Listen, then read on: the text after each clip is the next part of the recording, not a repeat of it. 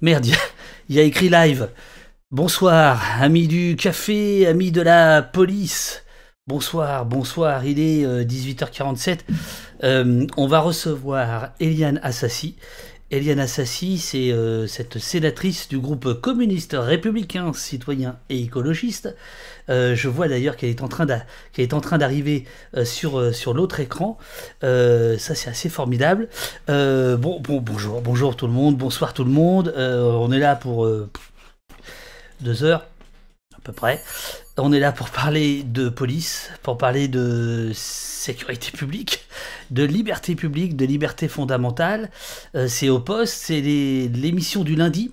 L'émission du lundi, c'est celle qui est retransmise également sur la chaîne Twitch des copains de Blast Info. Donc vous pouvez suivre l'émission sur les deux canaux en même temps. Enfin, pas en même temps. Enfin, si vous pourriez en même temps, mais ça n'a aucun intérêt, c'est la même chaîne. Vous choisissez, soit vous préférez le jaune de Blast, jaune et noir, soit vous préférez le orange d'Au Poste. C'est la même émission, c'est celle du lundi. Voilà. Alors, pour vous dire que on va avoir le bonheur de... Ouais, je dis le bonheur parce que elle m'a prévenu, Eliane Assassi, elle m'a dit, moi j'ai pas ma langue dans ma poche, donc on va faire en sorte qu'elle ait pas sa langue dans sa poche. On l'avait suivi en direct, rappelez-vous, pendant les débats au Sénat, c'était dans les premières émissions d'Au Poste, autour de la loi sécurité globale, et c'est elle qui a le fameux mot qui est devenu un peu notre cri de ralliement ici, hein, que j'envoie ici. Point barre. Voilà, c'est elle. Point barre, c'est elle. Donc elle sera là tout à l'heure. Là pour l'instant, elle ne m'entend pas, mais elle va m'entendre dans quelques instants. Et elle sera en ligne donc à 19h. Le temps pour moi de vous donner un peu le programme. Donc, Eliane Assassi à 19h. A priori pour 1 heure, en tout cas c'est ce que je lui ai dit. Ensuite, je voulais vous montrer une archive de l'INA, mais voilà, j'ai pas eu encore vraiment scellé le partenariat avec l'INA, mais ça ne saurait tarder. C'est un dossier de l'écran des années 70 extraordinaire sur la police, mais je pourrais pas vous le montrer parce que voilà, j'ai pas encore reçu les fichiers. Donc ce que je vais faire, c'est que je vais vous montrer un bonus de Un pays qui se tient sage, du DVD. C'est Flore Diès, la maman de Lilian Diès, la mère de Lilian Diès, cet adolescent qui avait été blessé à Strasbourg en janvier 2019, qui avait reçu un projectile de LBD. Elle n'est pas dans le film, je vous expliquerai tout à l'heure pourquoi, mais voilà, on aura le bonus du DVD avec l'aimable autorisation des disques Philips et du producteur Le Bureau Film et du distributeur Jour de Fête. Et bien voilà, Eliane est là normalement. Je vois que la régie s'agite. J'espère que Robin, il n'y a pas de problème. Bonsoir Eliane. Bonsoir David, merci pour cette invitation. Bah, Je suis ravie d'être là. je vous en prie. Alors, je vous l'avais dit. Alors, d'abord, vous revenez d'Arménie, pas plus tard que tout à l'heure. Donc, Oui. je sais que vous êtes un peu déphasé, puis vous allez enfin voilà, vous avez vécu un truc qui vous a un peu secoué, donc vous n'êtes pas forcément au mieux de votre forme. C'est à moi de vous requinquer, mais je pense que ça va être assez rapide en Ça va fait, aller. ça va être assez facile.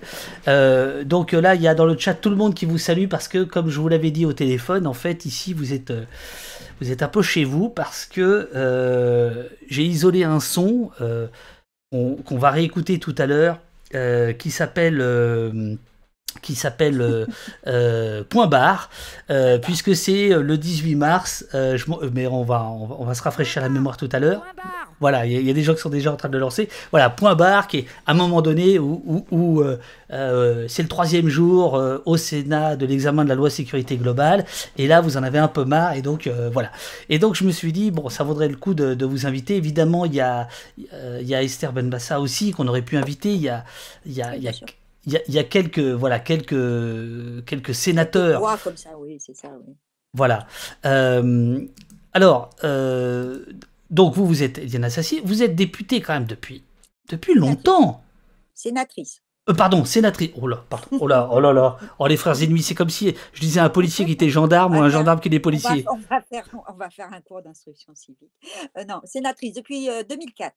Oui, alors, mais on fera un petit cours d'instruction civique parce que il y a un truc qui est assez génial, je crois, avec le confinement, c'est que il me semble que les gens se sont mis à regarder Public Sénat, la chaîne de l'Assemblée, à regarder un peu comment la loi se fabriquait. Est-ce que vous ressentez ça ou pas? Oui, on le ressent d'autant plus que bon, il y a effectivement, le fait bon, il y a eu d'abord l'affaire, Benalla quand même, hein, qui a fait Oui, que, les gens se sont, beaucoup intéressés à à cette affaire-là et Public Sénat avait bien relayé en fait les travaux de la commission, d'enquête qui avait été demandée, par le Sénat. Il y a eu d'abord ça et puis je crois qu'aujourd'hui, bah, beaucoup de choses passent par la loi, dans notre pays. On parle de sécurité, mais on pourrait parler aussi de la loi sur le respect des principes de la République, dite loi séparatisme. En fait, il y a beaucoup de choses qui interpellent, comme les gens ne peuvent pas bouger, manifester, aller dans la rue et cetera, même si il y a eu quand même des mouvements, notamment sur l'article 24 de la loi sécurité globale. Les gens, bah, ont de l'appétence, contrairement à ce qu'on peut penser, ont de l'appétence pour le débat, parlementaire, parce que les choix des parlementaires, des groupes politiques, influent forcément sur, le quotidien des gens. Donc je crois qu'ils sont, beaucoup plus sensibles, à ça aujourd'hui et je trouve que c'est, très bien. Donc je suis sénatrice, donc sénatrice de la Seine-Saint-Denis. C'est un dép on est notre circonscription, c'est un département et non pas simplement 2 ou 3 communes. On n'est pas élu de la même façon que les députés. Voilà, depuis 2004 et présidente du groupe communiste, républicain, citoyen et écologiste depuis 2012. voilà. Voilà, Alors, les présentations sont faites. Alors, on revient au point de départ. oui. Alors, je sais que vous avez envie de discuter de la loi dite séparatisme. Et ce soir, on est avant tout là pour la loi sécurité globale, même si les deux sont liés. Ici, on a pendant 15 heures suivi les débats au Sénat, parce qu'on n'existait pas encore quand c'était à l'Assemblée. Moi, j'aimerais d'abord vous demander à vous votre sensation. Qu'est-ce que vous avez ressenti pendant ces débats? On a senti jour après jour que vous étiez, puisque ça a duré 3 jours, vous étiez de plus en plus remonté. Mais est-ce que ce qu'on a vu, c'est le spectacle ordinaire de la fabrication de la loi? Non, non, non, non, c'est pas, non, je crois que, je suis très sensible, enfin personnellement, je suis très sensible à toutes les questions qui touchent, à la justice et à la sécurité. Et j'ai on a assisté avec ce texte, à une manipulation, en fait. Une commande du gouvernement à des parlementaires de son obédience politique, La République en marche. Un un texte qui, du coup, passe sous les fourches codines du Conseil d'État, pas d'étude d'impact et enfin, une forfanterie, mais quand même qui est devenu un marqueur de l'idéologie répressive du gouvernement et c'est ça qui m'a mis en colère. C'est-à-dire que le gouvernement s'est, servi de sa majorité pour nous présenter un texte qui est un texte abominable. Tout le monde parlait de l'article 24, mais il n'y a pas que l'article 24 dans ce texte. Moi, j'étais très satisfaite que des milliers de gens descendent dans la rue pour, hurler contre cet article 24. Nous, ce que nous demandions, c'était le retrait total de cette loi.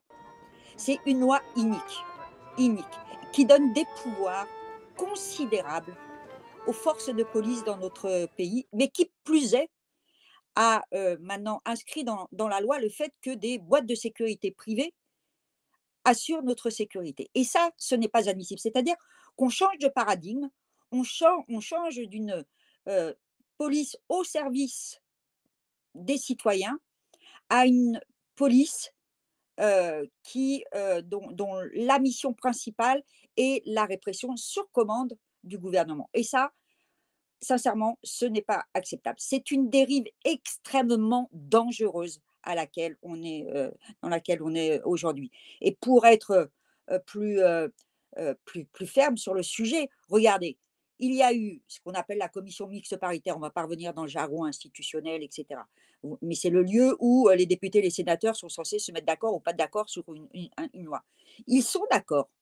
C'est-à-dire que la droite, avec des dérives extrêmes aussi, de la part d'un certain nombre de sénateurs et de sénatrices, les républicains au Sénat, se sont accoquinés avec la majorité, la majorité La République en marche, pour faire adopter un texte qui est extrêmement dangereux pour nos droits et pour nos libertés. Alors, Et c'est ça qui m'a démontée. C'est-à-dire que vous ne pouvez strictement rien dire, vous ne pouvez strictement rien proposer, vous ne pouvez pas revenir sur ce que devrait être les missions premières d'une police, dans notre pays, sans qu'on vous, taxe d'angélisme, de laxisme, de que sais-je encore, voilà. Donc ça m'a mis en colère et ça me met toujours en colère. Vous étiez quoi? Allez, 2, 3 à être en colère? Bon, allez, 5, allez, parce que vous voulez être Bah, sympa allez, avec vos ouais, collègues. peut-être, Ok, très peut-être bien, 5. 5 et je dirais, malheureusement, pas forcément toute, la gauche avec une même tonalité. Oui, c'est vrai, on n'était pas nombreux. Moi, c'est dans mes gènes. Donc voilà, il y a et quand j'ai dit point barre, c'est qu'il y a en plus, certains utilisaient en face de nous, à droite, cette loi pour, exprimer des dérives sur, l'immigration, sur, enfin bon bref, un tas de choses qui étaient vraiment hors sujet. Heu, voilà, effectivement, mais on n'est toujours pas assez nombreux, hein. Il y a pas que là. Alors, il y a déjà plein de questions dans le chat et je remercie les modos de les remonter. Notamment, il y a des gens qui parlent d'autre chose, mais évidemment, enfin, ça s'accélère tellement. Il y a la lettre des généraux. Alors, je ne sais pas si vous êtes Oh là, oui, oui, oui. au Ouais. courant parce que vous étiez en Arménie. Si, si, Si. j'ai vu, c'est bon. Mais ça participe de tout ça, hein. Vous savez, une fois que la brèche est ouverte, la porte est ouverte, un certain nombre de personnages ou d'idéologies, s'engouffrent dans la brèche, hein. Et il va Alors, falloir résister encore.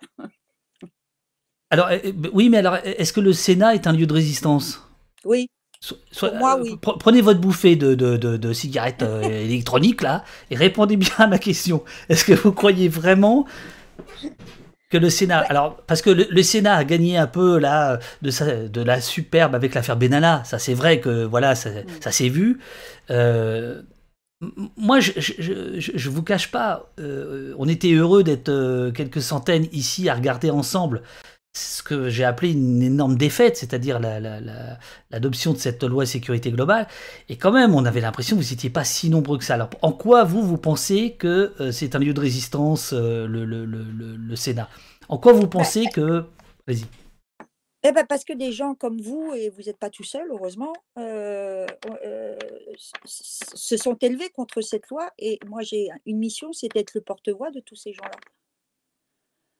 Et donc forcément, on n'est pas assez nombreux dans l'hémicycle, mais ça c'est une question de rapport de force, on n'est pas assez nombreux dans l'hémicycle pour porter ces voix. Mais moi je dis toujours que je me sens forte quand je suis au Sénat, je me sens forte quand, ça bouge dans la rue, quand ça bouge dans la vie. Quand ça bouge pas dans la vie, on peut faire passer n'importe quoi et on peut, rester relativement, stoïque devant, y compris, ce qui pourrait ressembler à des injures. Voilà, donc ouais, on peut penser que ça pèse pas beaucoup, mais au moins, la voix des sans-voix, elle est entendue au parlement. Voilà. Alors, là, vous faites allusion aux 500 000 personnes, on va prendre les chiffres des organisateurs. Oui, Hein, oui, vous êtes tout à fait. communiste, hein, vous avez l'habitude. Bon, voilà. On prend les chiffres des organisateurs. 500 000 le 28 novembre. Je ne sais plus quel jour c'était, je crois le 16 décembre, devant le 16 décembre 2021, quand ça passe au Sénat. À ce moment-là, nous ne sommes que quelques centaines, peut-être un millier devant le Sénat, Mmh. à essayer de soutenir. Mmh. Bon, là, il n'y a plus grand monde. Mmh. Et d'abord, est-ce que ça s'est traduit, par exemple, dans les couloirs de l'Assemblée? Pardon, oh là là, C'est une assemblée quand même, c'est pas grave. c'est une assemblée, du Palais du Luxembourg, puisque c'est son terme, c'est son nom, c'est Ouais, ça, hein, le ouais. Sénat. Est-ce que, par exemple, ça, le président vous dit, oh là là, il y a du monde, il y a personne, on va gagner. Est-ce que c'est des choses qui sont vraiment discutées? Après, on va aller sur le fond de Non. la loi, évidemment. Non, non, non, non, non, ça c'est pas discuté. Mais vous savez, bon, il y a eu cette mobilisation sur la loi sécurité globale, mais il y a eu d'autres mobilisations, par exemple sur d'autres textes quand même importants comme celui sur les retraites. Non, c'est pour ça que j'insiste, moi. Si nous, on ne parle pas, si nous, on ne dit pas, personne ne dit. Personne ne porte ça. Et quand il y a eu les mobilisations contre la réforme des retraites ou contre la loi El Khomri, pour parler d'une autre majorité dans le pays, on était bien seuls à dire pas simplement notre opposition, parce que ça, j'insiste, hein. Moi, ma mission, c'est pas simplement de dire qu'on est contre, c'est aussi de faire des propositions. Ouais, parce Oui. que ça suffit pas. Dire qu'on est contre tout le temps, c'est bien de le dire, mais c'est bien aussi de dire qu'il y a peut-être d'autres choses qui sont possibles à mettre en œuvre et c'est vrai c'est vrai sur les lois que je viens de citer, comme c'est vrai sur la loi, sécurité globale et c'est vrai aussi sur les dernières comme la loi, sur le séparatisme. Donc c'est ça qui est important. Non, ça ne brise pas dans les couloirs du palais du Luxembourg. Ça ne brise pas du tout. Il y a, alors en plus avec la période sanitaire, avec le contexte de la Covid-19, ça a éteint un petit peu, ces voix, mais c'était de notre devoir que de continuer à les porter parce qu'on savait qu'elles s'exprimaient. Moi, comme présidente de groupe, avec mes collègues sénatrices et sénateurs, on a fait plein d'auditions de syndicats, de mouvements, d'associations, etc., etc. On voyait bien que la colère était toujours là, le rejet était toujours là, même si malheureusement, il n'y avait plus 500 000 personnes dans la rue. Mais la colère était D'ailleurs, toujours là. Eliane, l'honnêteté commande de dire que vous, il me semble que vous m'aviez demandé, enfin vous m'avez auditionné, je sais pas comment on appelle ça, Oui, mais tout à fait. Oui, oui, tout à fait, hein, tout à donc fait. Comme il je faut, vous avais auditionné sur, notre proposition de loi sur le LBD 40. enfin contre. Oui, contre, oui. Non, Oui, bien sûr. soyons On est précis. d'accord, hein. On est Non, d'accord. non, Contre. soyons, soyons précis. Alors, la régie me demande de vous augmenter le son parce que on me dit qu'on vous entend pas assez. Alors, je vais vous augmenter. Et par ailleurs, alors ça m'intéresse cette idée de d'audition. C'est-à-dire que il faut préciser. En fait, vous m'aviez écouté avec plein d'autres gens, notamment un syndicat de sécurité, enfin d'entreprises de sécurité Oui, privée. oui. Il y avait un représentant des polices municipales. Est-ce que vous pouvez nous dire comment vous travaillez ça? Qu'est-ce qui fait que vous allez écouter tel ou tel, etc. Comment vous choisissez les gens? Et est-ce que vraiment ça vous aide ensuite quand vous êtes dans l'hémicycle pour Oui. aborder les débats? Bah, j'oserais dire que c'est une des raisons pour lesquelles on fait des auditions. Mon groupe a l'habitude de faire des auditions sur pratiquement tous les projets de loi qui viennent en débat au parlement.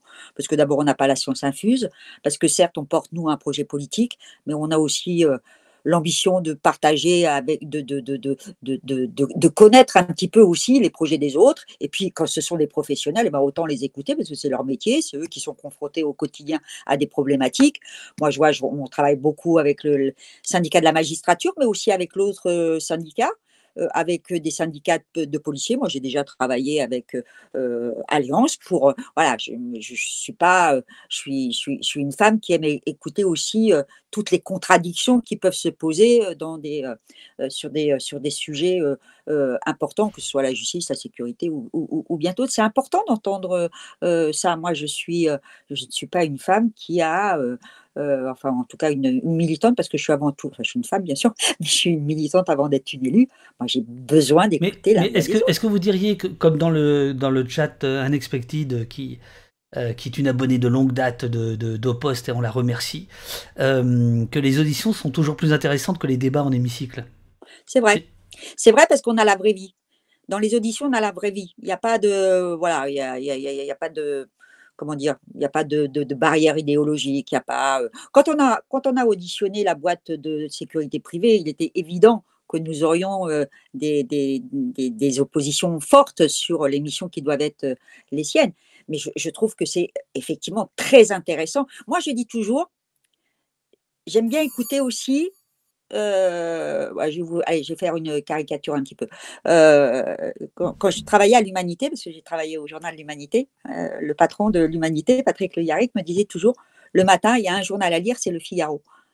Voilà, Le Figaro et l'Humanité, parce que c'est toujours bien de savoir ce que pensent nos adversaires politiques. Voilà et ça, je cette, il disait vraiment adversaire?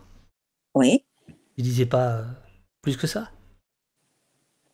bah, de mémoire, peut-être, ouais, peut-être qu'il a été un petit peu plus grossier que ça. Ah, ok. Moi, je suis grossière. Non, non, mais Non, mais je après, il y a le comprends. respect de la presse. Vous savez, le milieu de la presse est un milieu particulier quand même, hein. Il y a un certain quand même, sauf pour certaines, publications, mais un certain respect sur, le métier de journalisme et cetera. Après, c'est le débat d'idées et c'est vrai, c'est con à dire, hein, je suis désolée de le dire, mais c'est vrai que Le Figaro est un journal de droite qui affiche des idées de droite et qu'il est toujours intéressant de savoir ce que la droite pense et écrit. Voilà. Pas, je vais pas simplement me référer tous les matins, l'Humanité, c'est pas ma Bible. J'aime bien, mais c'est pas ma Bible. Voilà. Ici, pour l'instant, on a surtout entendu des lecteurs de l'UMA, mais j'espère que des gens, des lecteurs du Figaro seront là aussi, parce que moi je suis d'accord avec vous, je pense que Ah oui. c'est intéressant d'aller. Et d'ailleurs, lors de cette audition, moi j'avais été très très frappé, je ne sais plus le nom de ce monsieur, qui représentait les boîtes privées, parce que, bon, évidemment, il défendait son point de vue, etc., mais dans ce qu'il disait, et j'ai senti dans les débats que ça vous avait servi, il disait quand même, c'est le Far West, les boîtes de sécurité privée, c'est-à-dire, il vous avait très très bien expliqué le caractère incroyable de la sous-traitance, de la sous-traitance, de la sous-traitance dans les. Est-ce qu'on peut en parler de ça? Oui, mais vous savez, ça, c'est un long processus. Mais je ne sais pas si on a le temps. Les entreprises de sécurité privée ont toujours, enfin, ça fait longtemps que ça existe, je veux dire, c'est pas nouveau. Sauf que là, on va leur donner des missions particulières, des missions qui relèvent du régalien, qui est Oui. une mission de service public de sécurité. Mais comment dire, on est enfermé un petit peu dans un mécanisme qui vient de très très loin, où on est passé de la police nationale aux polices municipales. Beaucoup de communes aujourd'hui ont des polices municipales, après avec des variantes. Certaines sont armées, d'autres ne le sont pas, etc. etc. Et puis, les collectivités locales sont exemptes financièrement. Et donc, elles ont tendance à faire appel à des sociétés de sécurité privée pour assurer un certain nombre de missions de protection au moment de manifestations locales, etc. Et ce glissement s'est fait petit à petit, je dirais presque naturellement, et on en arrive à cette loi qui inscrit dans la loi des missions dédiées à ces boîtes de sécurité privée, avec des personnels qui ne sont pas formés à la sécurité, qui sont formés à la surveillance d'un territoire donné, une manifestation festive la plupart du temps, mais qui ne sont pas formés pour. Mais on pourrait parler aussi des policiers municipaux, hein, qui ont quand même des formations qui ne sont pas très performantes, si je peux me permettre. Donc voilà, c'est un glissement. Donc la question n'est pas d'être contre, mais de bien cerner quelles sont les missions des uns et des autres, et surtout dans ces missions, quel est le niveau de formation de ces gens qui sont censés assurer notre bien-être, notre sécurité, etc. Je me fais l'avocat du diable. Comment expliquez-vous que dans vos critiques, qui parfois pourraient finalement renforcer, c'est-à-dire quand vous exigez plus d'encadrement des polices municipales, plus d'encadrement des boîtes de sécurité privée, etc., certaines manières, vous pourriez dire, et d'ailleurs, la fameuse phrase point barre, hein, en fait, hein, vous expliquez bien, nous ne sommes pas contre la vidéosurveillance, mais arrêtez de l'appeler vidéoprotection. Hein, voilà. Une de mes grandes batailles. Oui. Point barre. Comment vous expliquez que, en face, pour parler rapidement, on n'utilise pas finalement vos critiques qui pourraient renforcer finalement le système, et on les balaye d'un revers de manche, parce que c'était quand même assez sidérant de voir que toute opposition était balayée. Oui, mais David, c'est ce que je vous disais tout à l'heure, on est dans un rapport de force. En plus, on est dans une période donnée, que tout le monde connaît, et puis on est à quelques mois d'une déchéance électorale importante dans le pays. Donc la question des rapports de force, elle se pose encore avec plus d'acuité. Et c'est-à-dire qu'ils refusent d'entendre. Moi, je suis une élue communiste, certes, mais je suis une républicaine. Même si je pense que faudrait passer à une 6e République et n'en finir avec cette 5e République. Mais dans 6e ou dans 5e, il y a République. Donc voilà, je suis une républicaine. Et ça, ils ne veulent plus l'entendre, parce qu'on les met face à leurs contradictions aussi. Parce que la police, rappelons-nous quand même la réduction du nombre de policiers dans notre pays, donc de police nationale, j'entends, c'est Sarko. C'est Sarkozy. Sarkozy, la droite, la majorité sénatoriale est une majorité de droite. Et ils n'assument pas, en fait, les choix qu'ils ont pu faire à un moment donné. Et donc, ils nous renvoient, ce que je vous disais tout à l'heure, c'est-à-dire qu'ils essaient de nous piéger pour nous enfermer dans une opposition stérile. Or, moi, je ne suis pas dans une opposition stérile. C'est ce que je vous disais tout à l'heure, c'est-à-dire que je suis contre la loi sécurité globale, mais dans le même temps, j'aspire à ce qu'il y ait une police nationale avec des missions bien dédiées qui respectent les valeurs et les respects et les principes de et le respect et qui respectent les principes de la République au service des gens. Voilà. Donc c'est aussi un débat idéologique, si vous voulez, mais au Oui, bon sens mais du alors, terme. et il y a là où j'ai une interrogation, c'est que là, tout le monde se renvoie sur la question de la police, la République. C'est-à-dire que vos amis d'Alliance, non, ce ne sont pas vos amis, mais Non. vous les avez cités, voilà. Oui, non, c'est parce que j'étais à la commission d'enquête après les suicides dans la police. Donc, c'est là que je les ai rencontrés. Je ne me justifie pas, Non, non, mais il n'y a j'ai pas de souci. Il n'y a pas de souci. Non, non, non, non, non, non, ce que je veux dire, c'est que, en fait, c'est un peu court de parler de la République quand on parle de la police. Je veux dire qu'aujourd'hui, on ça n'est parle que de ça. service public. Service public. Quand je parle de la police, moi, je passe service. C'est quoi un service public? C'est quoi un service public? C'est un service pour le public. Exactement.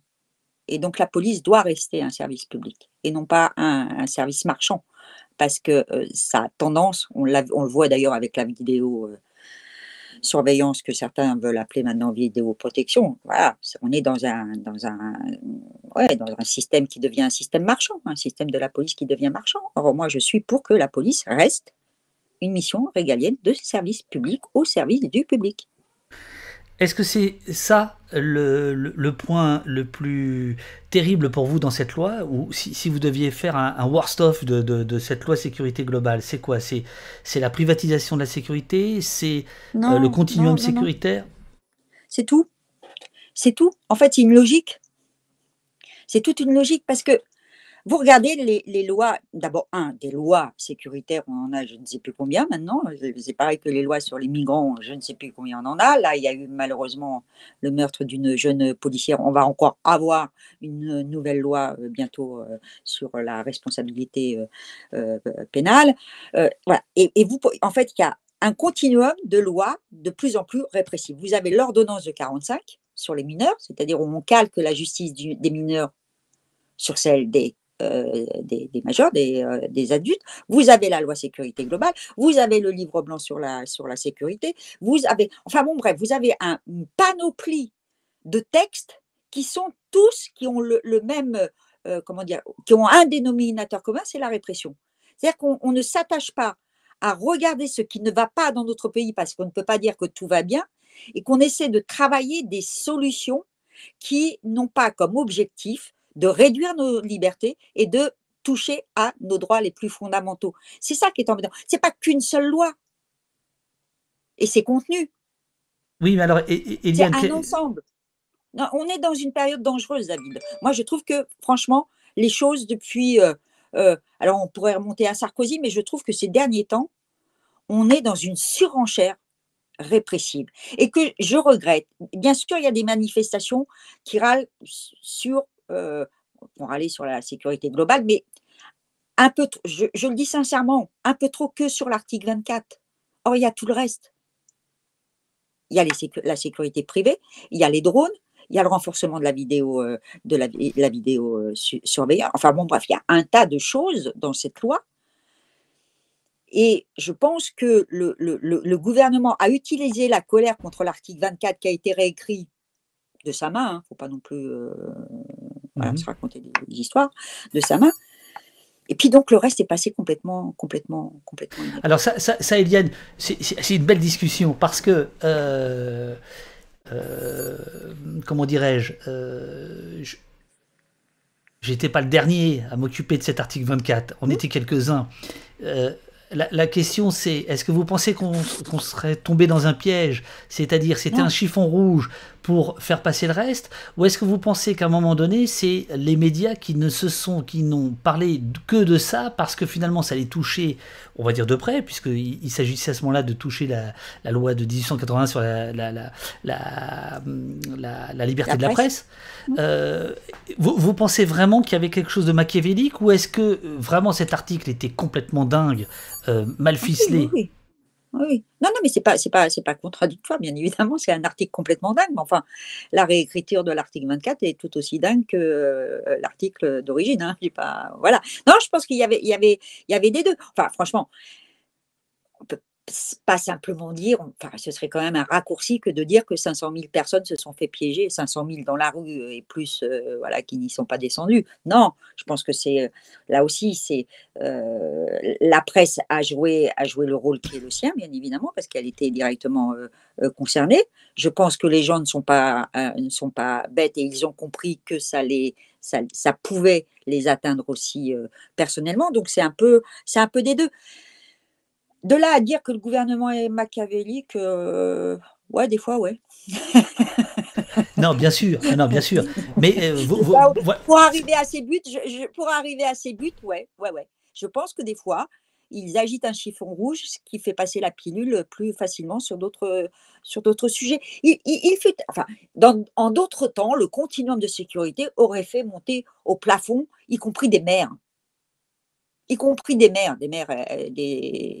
alors le d'élus continuum locaux. sécuritaire, il faut rappeler, c'est l'idée que la sécurité, pour employer ce terme générique, va être partagée entre le public, enfin la police nationale, la police municipale et les entreprises privées. C'est ça. C'est ça. Oui, Au départ, cette loi, ça n'est que ça. D'ailleurs, oui. son petit nom, son premier petit nom, c'est la loi de continuum sécuritaire. Bon. Alors justement, Eliane, les maires, y compris les maires de chez vous, je vais dire les Oui, cocos, pourquoi ils oui. protestent pas? Ben Pourquoi ils oui, se taisent? Qu'est-ce qui s'est ben oui, passé? ben Racontez-nous! oui.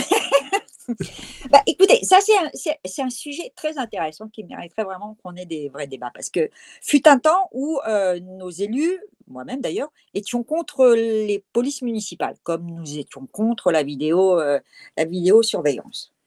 Et puis ce que je vous disais tout à l'heure, c'est-à-dire que quand on fait monter dans le pays le fait que le sentiment d'insécurité serait la première préoccupation de nos concitoyennes et concitoyens, forcément, c'est l'élu de proximité que l'on va voir, on toque à sa porte, on lui dit: Ça va pas bien dans ma ville et tout ça, il faudrait peut-être que vous mettiez une police. » Donc qu'est-ce qu'ils font les maires? Parce que les maires, ils ont aussi des échéances électorales.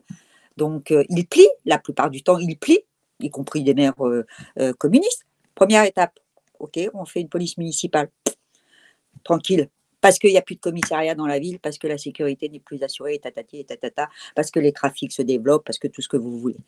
Et puis, il y a un moment donné où les policiers, qu'est-ce qu'ils disent les policiers municipaux? Ah ouais, mais nous, on assure la sécurité des gens sur le territoire de la commune, mais on n'est pas traité à égalité avec la police nationale qui est dotée d'armes et tatati et tatata. Allez hop, on arme. C'est le même scénario sur la vidéosurveillance. Et voilà, on en arrive à ça. Et puis alors aujourd'hui, c'est les maires qui disent: Ah bah on n'a plus assez d'argent pour embaucher des policiers municipaux. Et donc, comme les boîtes privées, c'est moins cher, il revient moins cher de payer des boîtes privées que de payer du personnel communal. Et on va glisser tranquillement vers. Voilà. C'est une logique implacable, malheureusement une logique implacable. On a résisté. Moi, je suis toujours contre. Je suis toujours contre. Pourquoi? C'est quoi vos arguments? Mais c'est ce que je vous disais tout à l'heure. Moi, je pense que la sécurité, c'est un sujet beaucoup trop important pour être confié à d'autres personnes que des policiers nationaux, avec une doctrine d'emploi bien précise, avec une formation bien fournie. Je trouve pas le terme là. Voilà. Ce qui n'est pas le cas des policiers municipaux, ou alors ce qui n'est pas le cas non plus des. Et je dis pas que ce sont de mauvaises personnes, pas du tout. Pas du tout, hein, qu'on se comprenne bien. Si on n'est pas en train de penser un mal de ces femmes et de ces hommes qui assurent ces missions de service de police municipale. Mais voilà, ils ont pas la même formation, ils n'ont pas la même doctrine d'emploi, ils n'ont pas, voilà. Non, moi, je suis attachée aux régaliens en matière de sécurité. Comme je suis attachée aux régaliens en matière de justice, comme je suis attachée aux régaliens Alors, en matière de santé. Voilà. très bien, très bien, très bien. On voit la communiste en vous, bien sûr. On voit la femme qui aime l'État. Mais en quoi la police nationale, dont on peut quand même repérer régulièrement comment dirais-je, Des des dérives, exactions, des voilà, dérives. et alors on parlera pas ici de bavure, etc., mais il y a un problème systémique. Enfin, c'est pas pour rien qu'il y a quand même un Oui, débat oui, aujourd'hui, etc. Quelle garantie vous avez que ce serait mieux? D'ailleurs, on vous demande dans le chat, on vous dit, Sophie dit, ok, mais les policiers nationaux, faut les gérer aussi. Cette question-là, oui. par exemple, du contrôle de la police, n'a pas du tout été abordée, évidemment, dans la loi sécurité globale. Du C'était pas contrôle. son but. L'IGPN, vous voulez parler? Oui. Oui, bah, être jugé par ses pairs, c'est pas c'est pas forcément la meilleure idée du siècle. Nous, on est pour une refonte complète de l'IGPN. Voilà, mais c'est pas venu dans le débat malheureusement, mais j'ai l'intention de déposer une proposition de loi sur le sujet. Là, je suis en train d'y réfléchir pour pouvoir la déposer rapidement. Et je pense qu'il y a eu un peu trop des gouvernements et particulièrement des ministres de l'Intérieur qui ont dessiné une police nationale à leur botte. Soyons clairs, hein, soyons clairs. De gauche comme de Et droite. de gauche comme de droite. Ah oui, oui, c'est tout à fait de gauche comme de droite. Vous savez, moi j'ai fait les 14 ou 15 manifs contre la loi El Khomri. Enfin, j'imagine que vous y étiez aussi. On a quand même assisté au summum des dérives policières dans ces manifestations quand même. Donc il y a la question de l'encadrement qui est posée, la question de l'encadrement, la question de la formation et la question de la volonté politique. C'est une police au service de qui? Au service d'un gouvernement ou au service du peuple de France? Vous avez assez peu parlé des drones pour l'instant. Oui, oui, oui. C'est un sujet que je maîtrise pas bien, pour être honnête, hein. Ah bah alors on passe à autre chose alors. Non, non, mais On va pas faire on a semblant de ici. toute Ici façon, on on fait va pas pas un semblant, truc hein. au-dessus de la tête dont on ne sait pas. Parce que la question des drones, si j'ai bien compris, la question des drones dans la loi de sécurité globale, c'est que quand même, personne ne peut savoir qu'il est surveillé ou qu'elle est surveillée par un drone. C'est-à-dire que là, pour le coup, c'est vraiment une atteinte aux libertés et aux droits. C'est l'illustration parfaite de ça. Alors on nous dit, mais on va prévenir, on préviendra les gens qu'il y aura des drones au-dessus d'une manifestation. On est d'accord, ok, mais tu fais comment, mon piquet, pour informer les gens qu'il va y avoir des drones au-dessus de la manifestation? Enfin, franchement, c'est... voilà. Mais Alors, c'est pas, pour être honnête, c'est pas un sujet que je ouais, maîtrise. ouais. Je reviens juste quand même sur le glissement comme ça de la gauche. Parce que la Ouais. droite, on n'attend pas Oui. grand-chose de la droite sur ces questions-là. Non. Comment vous expliquez, alors vous datez de Sarkozy, de mon point de vue c'est avant, mais comment vous expliquez... euh, La RGPP, c'est Sarko, hein, quand même, hein, sur la police, hein. non, Des bien milliers de sûr, policiers en moins, c'est quand même Sarko, hein, le summum, hein. mais disons que le grand virage de vos alliés d'antan, le PS, c'était Villepinte, c'était dans les années 90. Non, mais qu'importe. Mais comment vous expliquez que la gauche, dans son ensemble, se soit retirée de ces affaires-là aussi? C'est-à-dire, et laissé du terrain, que ce soit dans les villes, vous venez de l'expliquer d'un point de vue micro, voilà, mais même d'un point de vue macro, on a l'impression, je ne parle pas d'un point de vue Macron, on a l'impression que voilà, c'est des questions qui sont pas payantes électoralement et donc elles sont abandonnées à la droite. Bah, je crois que les discours de la gauche sur la question de la sécurité ont toujours été d'une grande ambiguïté. D'une grande ambiguïté.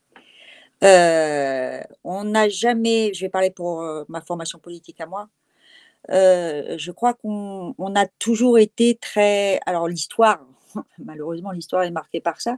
On a et on nous le reproche encore aujourd'hui, y compris parmi les syndicats de policiers, comme si on avait un rejet de ce métier et de ces fonctions.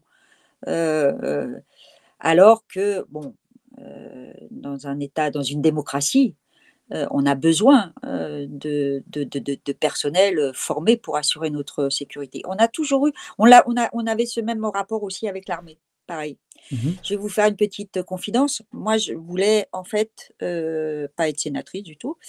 Je voulais être commissaire de police. Sans déconner. Yes. Euh, pour les raisons que je viens de vous dire. Parce que pour moi, protéger les personnes, c'est quelque chose de très important. Et puis dans mon parti, à l'époque, ce qui est quand même pas si vieux que ça, parce que je suis pas si vieille que ça, c'était mal vu de rentrer dans la police, comme c'était mal vu de rentrer dans l'armée, parce que c'était la répression. Voilà, c'était marqué et donc on a toujours eu, voilà, ça, ce rapport, je ne sais pas comment vous l'expliquer.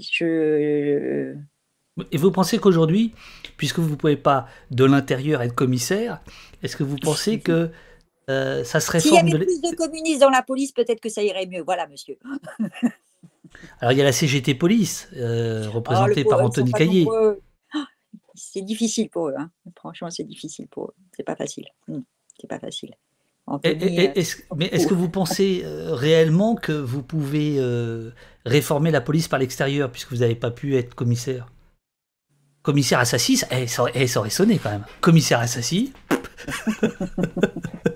oh la vache, Ouais, c'est bien. Enfin, respect, ah oui, oui. moi, j'ai beaucoup de respect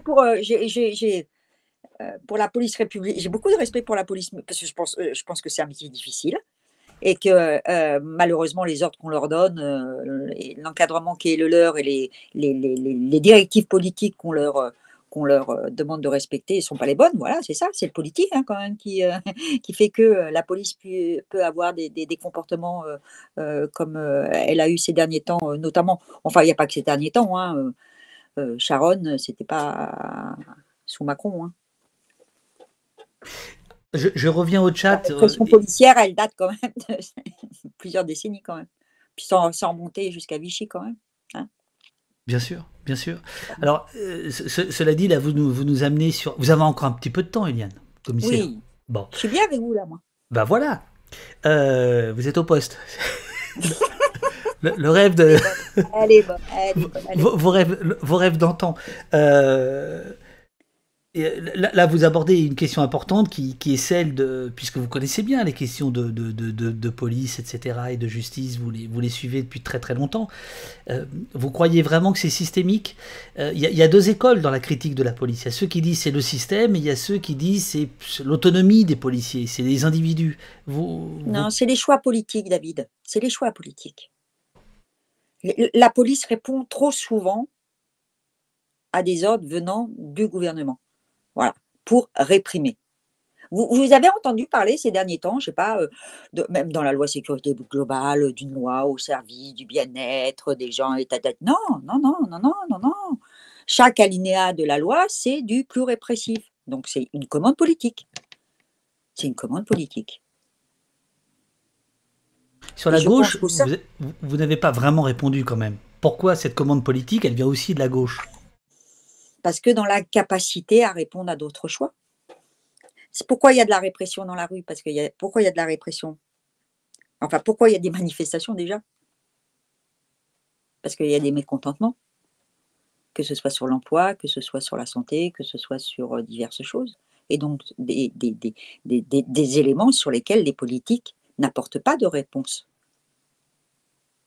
qui correspondent aux besoins des gens. Et donc, voilà, on réprime. Je pense qu'il faut le regarder quand même dans ce sens-là. Alors je me Comme fais on ne engueuler répond pas, dans le chat, hein, la gauche, entre guillemets, David, hein, on me reprend. Donc évidemment, je voulais parler plutôt de la gauche parlementaire, etc. Mais bon. Alors je reviens au chat et je reviens à la loi sécurité globale, puisque il se trouve 87 députés, il s'est trouvé 87 députés pour faire un recours auprès du 60, Conseil. 60, 60. Non, ils sont 87. Il en faut Ah 60, oui, il faut 60, mais ils sont 87, oui. Nous oui, aussi, oui. on l'a fait au Sénat cette semaine. Ah, vous l'avez fait aussi? Oui, bah Alors, alors, alors pourquoi on n'est pas au courant? bah, que se passe-t-il? Allô? Allô? Euh, Allô? On l'a donc, déposé, on l'a déposé, on l'a déposé. Je suis déphasée, moi, avec l'Arménie. On l'a déposé jeudi, jeudi ou vendredi, au Conseil Concite, au Sénat. alors, et pour ça, vous étiez combien? Bah, plus de 60. Alors, expliquez-moi pourquoi vous êtes 3 dans l'hémicycle et 60 pour signer le recours. Bah, quand nous, on est 3 dans l'hémicycle, bon, d'abord, il faut regarder la façon dont se passent les débats parlementaires, hein, c'est nuit et jour, c'est pas toujours facile. En plus, avec les restrictions en ce moment, bon, bref, on a quand même des élus. Voilà, moi, je représente, voilà, on représente notre groupe, même si on n'est que un ou deux dans l'hémicycle, on représente tout notre groupe. Et moi, je vais vous dire, j'ai une chance inouïe, c'est que je préside un groupe où tout le monde, sans même rentrer dans les détails de la loi, s'est dit opposé à ce texte. Donc, bah, mes 15 sénatrices et sénateurs communistes ont signé, voilà, parce qu'ils sont contre cette loi dite de sécurité globale. Mais c'est pareil pour les socialistes. Et puis, il doit y avoir des Verts aussi. Oui, les Verts aussi ont signé le recours, la saisine au Conseil constitutionnel, pardon. Alors, donc, Voilà, donc les deux chambres ont déposé une les deux saisine. chambres.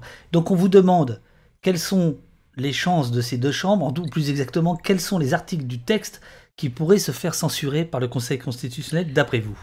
Eh ben, il y a la réécriture de l'article 24, hein, puisque Oui. je l'ai sous les yeux là, cette réécriture en fait, elle dit donc, heu, il n'y a plus donc dedans la question de l'usage malveillant de l'image, hein, dans la nouvelle réécriture, parce qu'effectivement ça posait, des difficultés, dans la démonstration de l'intentionnalité, je vais y Unité. arriver. Ouais, ouais. Et la formulation finale de l'article vise une provocation à l'identification qui a pour objectif manifeste de porter atteinte à l'intégrité physique ou psychique des policiers ou des gendarmes, gna gna gna gna gna. Et là, nous, on dit: «Mais comment on peut prouver ou non ce but manifeste quand il y a une image, qui est diffusée pour dénoncer un comportement de violence, policière. Donc il y a cet article qui, est concerné.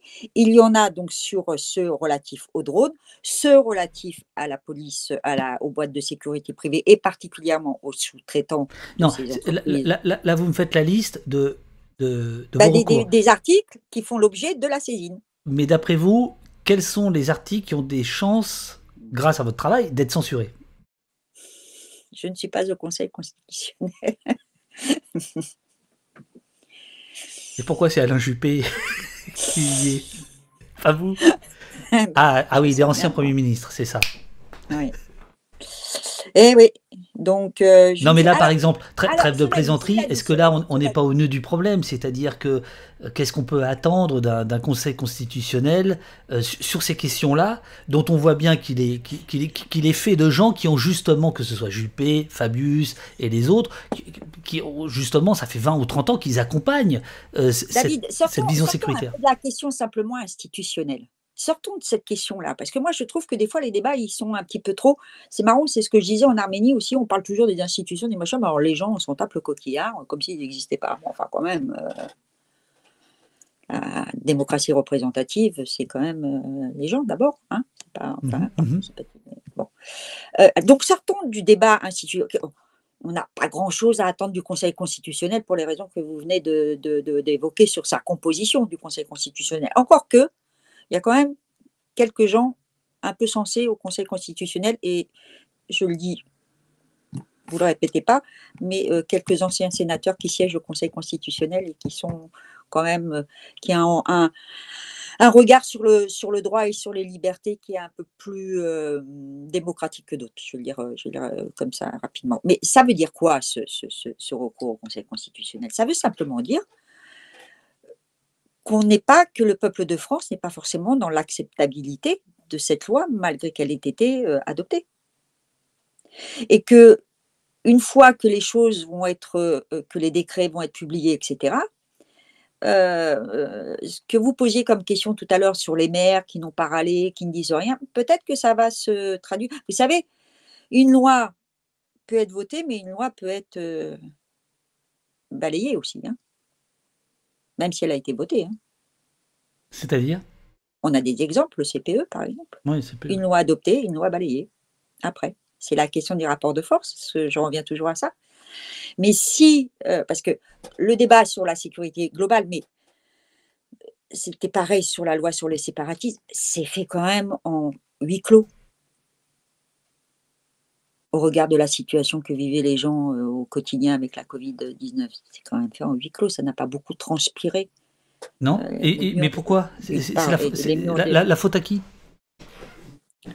bah, la faute aussi aux formations politiques, aux organisations syndicales, la faute à tout le monde, je pense. Qu'on n'a Alors, pas Justement, il y a CISO 91. Bon, ici, les gens, ils n'ont pas confiance, alors ils prennent des pseudos bizarres, hein. Mais enfin, Non, mais chez nous aussi, vous inquiétez pas. ah, chez vous aussi.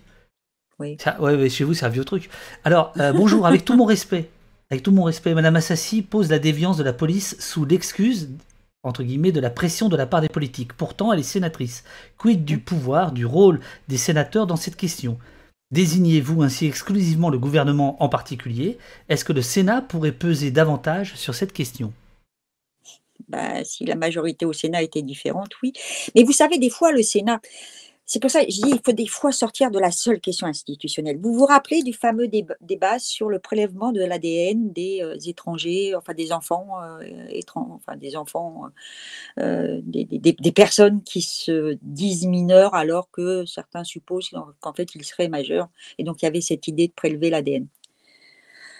Heureusement, et d'ailleurs on en retrouve au Conseil constitutionnel, que malgré une majorité de droite au Sénat, il y a des sénateurs de droite qui se sont levés contre cette décision et elle a été foutue à la poubelle. Donc il y a au sein du Parlement et particulièrement au Sénat, on a, à droite comme à gauche d'ailleurs, des juristes, des avocats qui ont quand même des boussoles, qui ne les font pas forcément accepter, n'importe quelle mesure. De là à faire basculer des choses, ça c'est voilà. Mais c'est une question de rapport de force politique, hein. Il faut avoir plus de sénatrices et de sénateurs communistes au Sénat.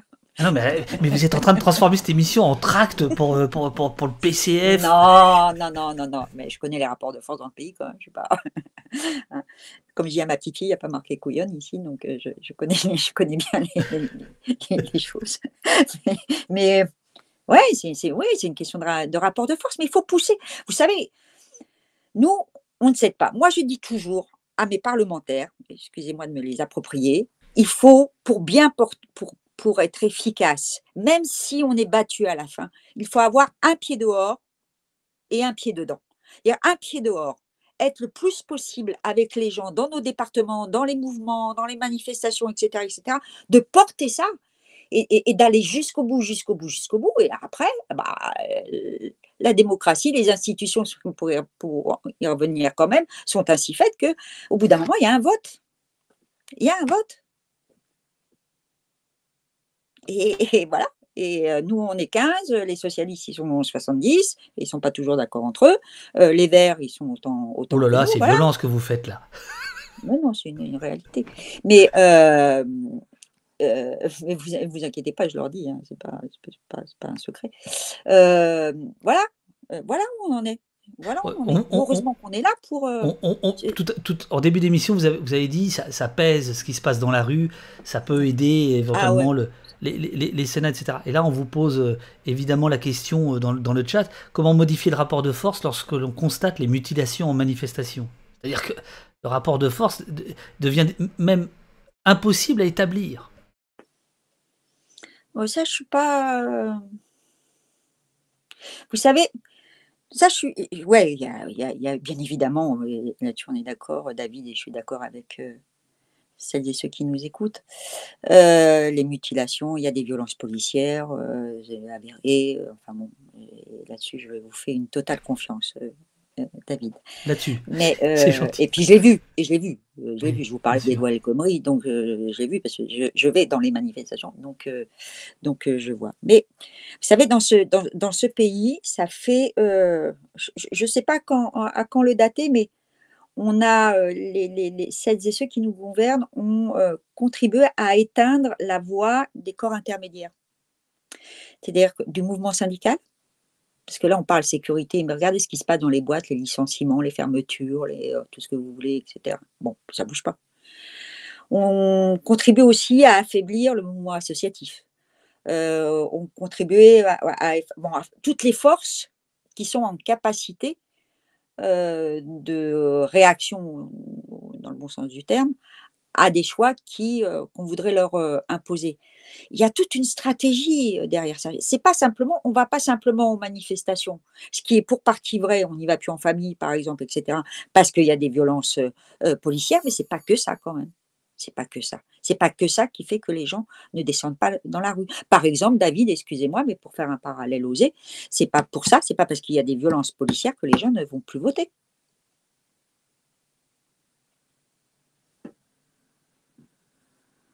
Bon point. Bon point. Merci. Merci. Bon point, je vous l'accorde. Je vous l'accorde. Alors, on vous suggère dans le chat des pistes, et notamment la question médiatique. Alors, il y a par exemple Veuve Chicot que je salue, qui est également une abonnée de longue date. Pourquoi on a l'impression de n'entendre que Larcher et Retailleau chez les sénateurs dans les médias? Prime Gaming vous demande... Ah non, Prime Gaming, c'est quelqu'un qui est abonné à Amazon. Enfin bref, je vous passe les détails. Alors, je vais prendre quelqu'un d'autre. Enfin non, c'est la même personne. Matt Losfeld, bonjour. Pourquoi si peu de positionnement médiatique de la part des sénateurs communistes et plus largement de tous les sénateurs? Pourquoi on entend peu les sénateurs, à part Larcher et Retailleau? Vous n'êtes pas invité par... Non, mais je suis pas d'accord. Je suis pas d'accord parce que, moi, par exemple, dans mon groupe, moi, j'aime pas ça. Je vous le dis tout de suite, j'ai horreur de ça. Je vais jamais sur les plateaux de télé, j'aime pas. Je sais pas pourquoi, mais j'aime pas. C'est pas là où je suis le plus tranquille, plus à l'aise. Mais j'ai 2 porte-parole, Cécile Cukierman et Fabien Gay. Fabien, qui est sénateur de la Seine-Saint-Denis, avec moi, qui est jeune, qui a l'âge de mon fils, 35 ans, 36 ans, et régulièrement sur les plateaux de CNews, de BFM. À votre fils, vous lui dites aussi qu'il n'y a pas écrit couillotte ou pas? Ou c'est que à votre À mon petite fille? fils? Oui. Non, ma petite fille. Mais mon fils, je lui disais quand il était petit, mais c'est ma maman qui me disait ça. Ah ouais, donc Enfin bon, bref, c'était une parole. Non, mais je le dis souvent, il n'y a pas marqué couillonne quand même.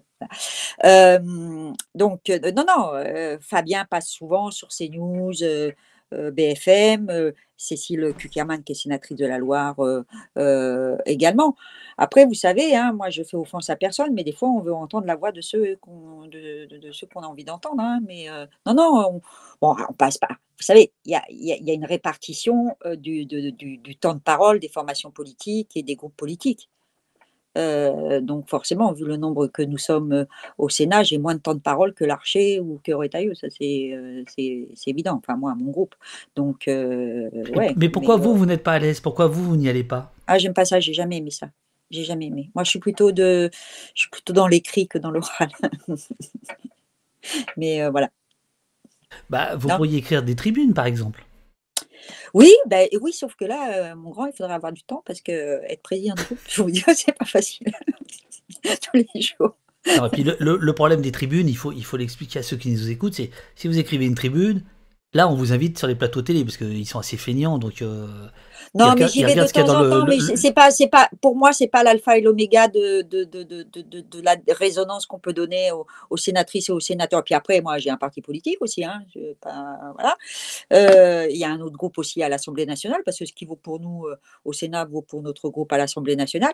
Il y a des temps de parole qui sont répartis. Le CSA vérifie tout ça. Là, on rentre dans une période électorale, donc c'est encore plus drastique en termes de présence sur les plateaux télé. Mais non, mais je l'accorde à la question, à la personne qui a posé la question. C'est vrai qu'on a tendance, pour le Sénat, à penser n'entendre que Larcher. Larcher, c'est normal, c'est le président du Sénat, c'est le deuxième personnage de l'État.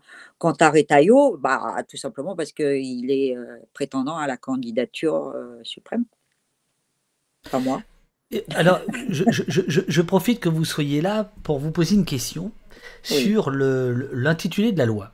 La loi a donc porté 4 noms. Premier nom, c'était Continuum sécuritaire. Continuum. Le deuxième nom, le plus connu, le fameux, celui qui a fait le tour du monde, la loi sécurité globale. Et puis, devant vos yeux d'ailleurs, ébahis, ainsi que ceux de Darmanin, qui ne comprenaient pas trop pourquoi la loi avait changé de nom. Enfin, certains sénateurs avaient proposé un nouveau nom qui était loi pour un nouveau pacte de sécurité respectueux des libertés.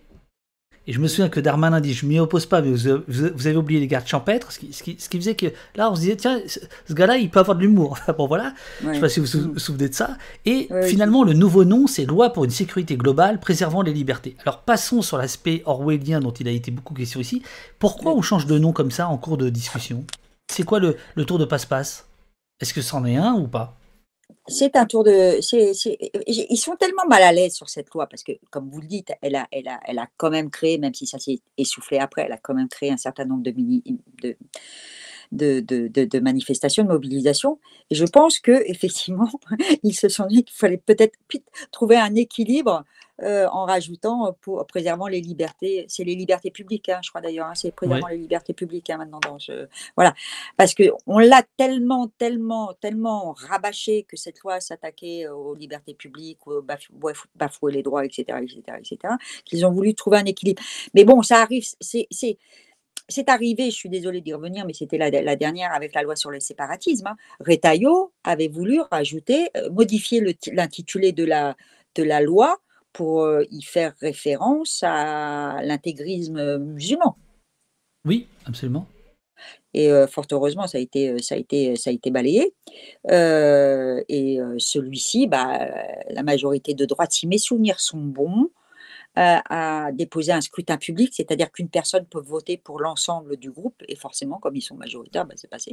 Voilà. Et je crois que, voilà, il y avait quand même un réflexe en se disant, ouais, sécurité globale, ça ne le fait pas, on est attaqué de toutes parts en disant que la droite républicaine, et parce qu'il y a des échéances électorales, il faut toujours avoir ça en tête. C'est-à-dire que quand il propose des choses, des amendements, ils ont toujours en perspective les prochaines échéances électorales, et là, en l'occurrence, la présidentielle. Et ce n'est pas pour rien que je faisais référence à Retailleau comme candidat à la candidature suprême. Voilà. Vous voyez ce que je veux dire? Absolument, absolument. Alors, je vais faire écouter à ceux qui nous regardent, parce que vous n'allez pas l'entendre, mais vous connaissez ce petit moment, parce que, en fait, je voudrais rappeler à ceux qui nous regardent le fameux moment, c'est la deuxième séance du deuxième jour, vous allez vous énerver à la loi sécurité globale, notamment sur un point, c'est le fameux moment où vous allez parler vous allez avoir cette expression légendaire ici, point barre. Alors vous n'allez pas l'entendre parce que j'ai un problème de... C'est dommage parce que je m'en souvenais pas en plus. Non, je peux malheureusement pas vous le faire écouter. Non, mais c'est pas grave. Mais vous inquiétez pas. Vous retrouverez. Alors, je vais le mettre. Et puis, on se retrouve dans une minute. Dans une minute. Voilà, c'est ça. Merci, Monsieur le Président. Je vais être très courte. Attention à la sémantique qui est utilisée ce soir. Groupe communiste. À côté du débat de certains article 20. L'article 20, ce n'est pas de savoir si ce soir on est pour ou contre la vidéosurveillance. Que certains continuent, que certains continuent à appeler la vidéoprotection. Ce n'est pas le sujet ce soir. Cécile Cukierman l'a bien précisé, des maires dans leur diversité politique, y compris de ma famille politique, mettent en place, mettent en place dans leur commune des vidéos, des caméras de vidéo. Mais que ça vous plaise ou pas, c'est comme ça. Ça va. Des caméras de vidéosurveillance, des polices municipales. Je vais même vous dire qu'il y a des maires communistes qui, dans leur ville, ont des polices municipales armées. Point barre. Point barre. C'est le débat d'idées, c'est le débat avec la population, c'est le débat démocratique. Donc, ne tombons pas dans des excès de langage et ne tombons pas à côté de l'objet de cet amendement ou de cet article plus précisément. Qu'est-ce que nous disons ? Nous disons simplement que le visionnage de ces images doit être rigoureusement encadré dans le respect des libertés privées et individuelles des citoyennes et des citoyens, et nous refusons que cette possibilité soit donnée aux polices municipales. Point barre. Point barre. On n'est pas en train de dire qu'il ne faut pas de vidéosurveillance. Nous avons des réserves quant au fait que le visionnage des images puisse être fait par la police municipale. Donc revenons au vrai sujet. Je vous remercie. Merci. Voilà. Voilà, donc là oui, absolument. Absolument, absolument.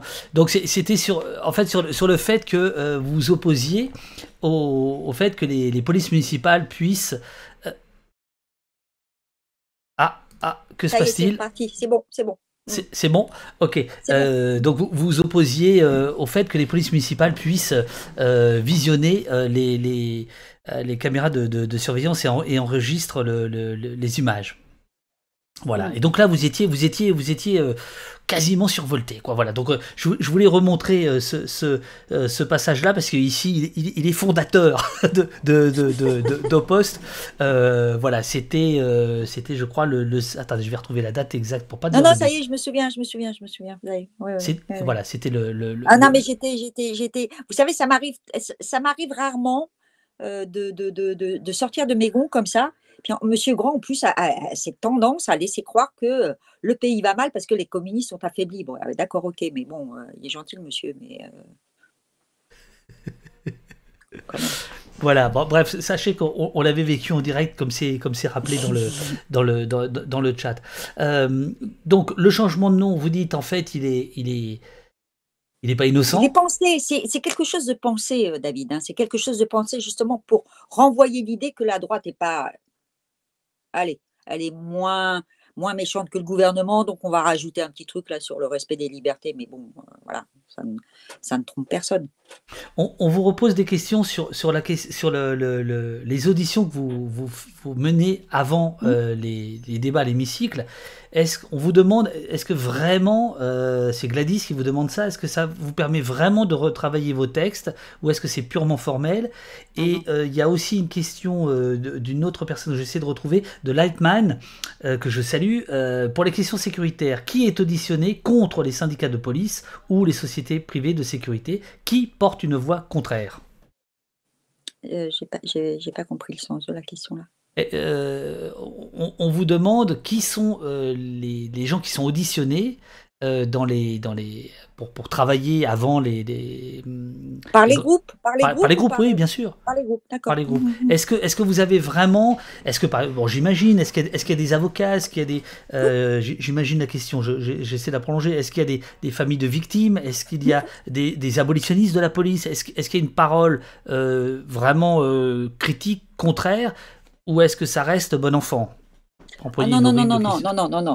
Moi, si je fais des auditions, c'est pas pour entendre la messe ou je ne sais quoi.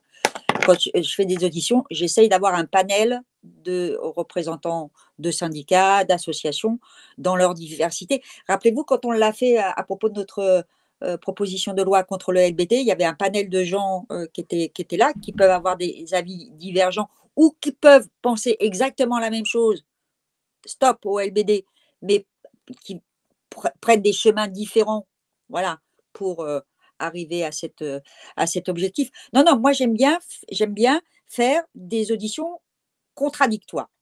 C'est-à-dire que là, par exemple, pour en revenir encore à la loi sur le séparatisme, vous allez dire que c'est une obsession, mais un petit peu quand même, j'ai auditionné des constitutionnalistes de gauche comme de droite, enfin estampillés de gauche et estampillés de droite. Parce qu'on a besoin, moi ce qui me plaît dans ça, c'est comme quand c'est pareil avec le syndicat de la magistrature et l'union des syndicats des magistrats, c'est d'essayer… Donc le premier de gauche et le deuxième de droite. Voilà, c'est ça, estampillé pareil de gauche. C'est d'essayer de trouver ce qui peut faire du commun malgré leurs divergences. Et que ce commun, on le porte, nous, dans l'hémicycle. Vous voyez, c'est ça qui est intéressant. Il n'y a pas écrit couillon, hein, on a compris. Hein. Ouais. Si c'est pour me dire, oh bah écoutez, Eliane, on est d'accord avec toi, Eliane, oui, tu as raison, oui, gna, gna, gna. Et ce que je fais après, c'est que j'auditionne ces gens-là, j'écoute, je prends des notes, je travaille, on rédige des amendements, je leur envoie pour qu'ils puissent me donner leur avis sur ces amendements, me dire ce qu'ils en pensent. Et il m'est même arrivé, puisque c'est moi qui écris les interventions en séance, de leur envoyer avant à ce panel pour leur demander leur avis. Non, c'est vraiment…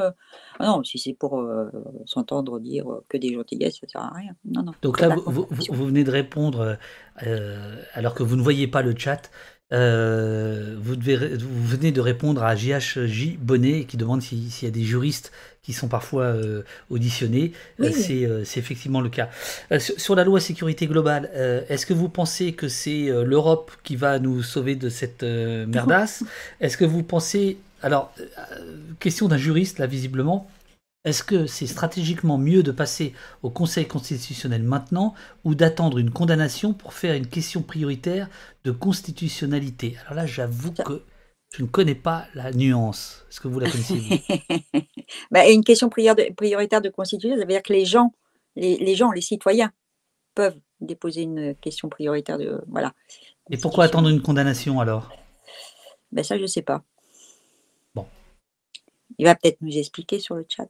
Voilà. On attend Ben, je l'explication crois de que là, Belchico, c'est pas contradictoire. Hein, de Maubeuge. Ok. Je pense que c'est pas contradictoire. Alors, De toute façon, il faut mener. C'est aussi une forme d'action, la saisine du Conseil constitutionnel, comme les QPC, les questions prioritaires de constitution, comme maintenant un outil que personne ne connaît, et ça c'est bien dommage, qui existe au Sénat. C'est-à-dire que vous pouvez déposer des pétitions en ligne au Sénat. Et sitôt que la pétition atteint 100 000 signataires, la conférence des présidents du Sénat, dans laquelle je siège, peut décider que cette pétition soit rédigée sous forme de proposition de loi pour être présentée au débat par. C'est vachement intéressant. La dernière, enfin une des seules qui est arrivée à plus de 100 000, c'est celle sur l'allocation adulte handicapé et qu'elle puisse bénéficier, qu'elle soit individualisée. Vous voyez, dans un couple, aujourd'hui, il y a une AAH qui est versée. Nous, on demandait à ce que le couple ou une famille où il y a plusieurs personnes handicapées puisse chacun toucher leur AAH. La pétition sur le site du Sénat, je la trouve où là? Bah, je sais pas. Ouais, non, mais c'est intéressant, ça, c'est très très intéressant. Attendez, parce que là, moi, pour l'instant, cet outil, qui est un outil pour le coup citoyen. Vous voyez? Là, je suis. Ah oui, ah ben non, c'est sur la home. Attendez, je regarde en direct. Hein, je fais le truc en direct. Hein, c'est tout bête. Hein. Ah ouais. Pétition. Participer, signer, déposer des pétitions. Voilà. Il faut dire que le site du Sénat, il a un petit côté désuet, il a un petit côté, années 90 que j'aime bien, moi. Ok, d'accord. Voilà. Okay. Et donc, vous déposez des pétitions, et sitôt qu'on atteint 100 000 signataires, le sujet de la pétition est discuté en conférence des présidents et peut être traduit par un groupe ou par le Sénat, le président, en proposition des lois et soumis au débat parlementaire. C'est pas l'alpha et l'oméga de la démocratie participative, mais bon, c'est un outil. Je reviens à la loi sécurité globale. Donc le Conseil constitutionnel, on a compris que vous attendez, enfin vous espériez que parce qu'il y aurait des sénateurs proches de votre mouvance et qui peut-être te faire sauter un ou deux un ou deux articles. Et si on veut que ce soit plus que ça, c'est quoi? C'est l'Europe ou c'est foutu? Ou c'est plié? Non. Mais non, parce que là, sur le sujet de la sécurité, enfin, il y a des juristes qui sont là qui répondraient mieux que moi, mais je pense que c'est pas de la responsabilité on n'est pas sur des questions comme l'immigration, etc. La sécurité, c'est une responsabilité régalienne, ce que j'ai dit tout à l'heure. Donc, c'est comme la santé. La santé, c'est pas à l'Europe de décider du système de santé en France. La sécurité, c'est pareil. Sauf quand ça touche à des aspects tels que, malheureusement, puisqu'ils assimilent toujours la sécurité et l'immigration. C'est ça. Donc, sur la loi sécurité globale, c'est plié. Sauf si le Conseil constitutionnel nous fait une aviaisation de la loi. Je crois qu'il faut pas. Non, mais je crois qu'il faut continuer la pression, et je sais pas pour rien que je faisais référence à cette pétition. Enfin, cette possibilité de pétition. Je pense qu'il ne faut pas baisser les bras. Et puis après, la loi, elle va trouver, si elle est adoptée, si le Conseil constitutionnel la valide définitivement, elle va être mise en application dans les dans les collectivités, pour parler des polices municipales, mais aussi pour parler des entreprises privées de sécurité. Et là, il y a peut-être des principes de réalité voilà, qui vont faire que il y aura peut-être des résistances. Et puis, je le répète, hein, David, hein, ce que fait une loi, une autre loi peut le défaire. Hein. Vous êtes en campagne. Pas Alors, du tout. Moi, je suis candidate à rien du tout, là. alors, quand même, là, on va vers la fin parce que je veux pas vous prendre toute la soirée, mais on est quand même un peu obligé là, de parler de ce qui se passe là. Pourquoi vous n'êtes pas foutu de faire l'union de la gauche? Ah, mon Dieu. Et je ne suis pas croyante. Comment vous dire les choses? Je vais parler du Parti communiste français, c'est celui que je connais le mieux maintenant.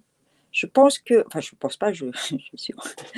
Beaucoup trop de communistes pensent que l'affaiblissement de la gauche est aussi le fruit de l'affaiblissement du Parti communiste français, ce qui est vrai.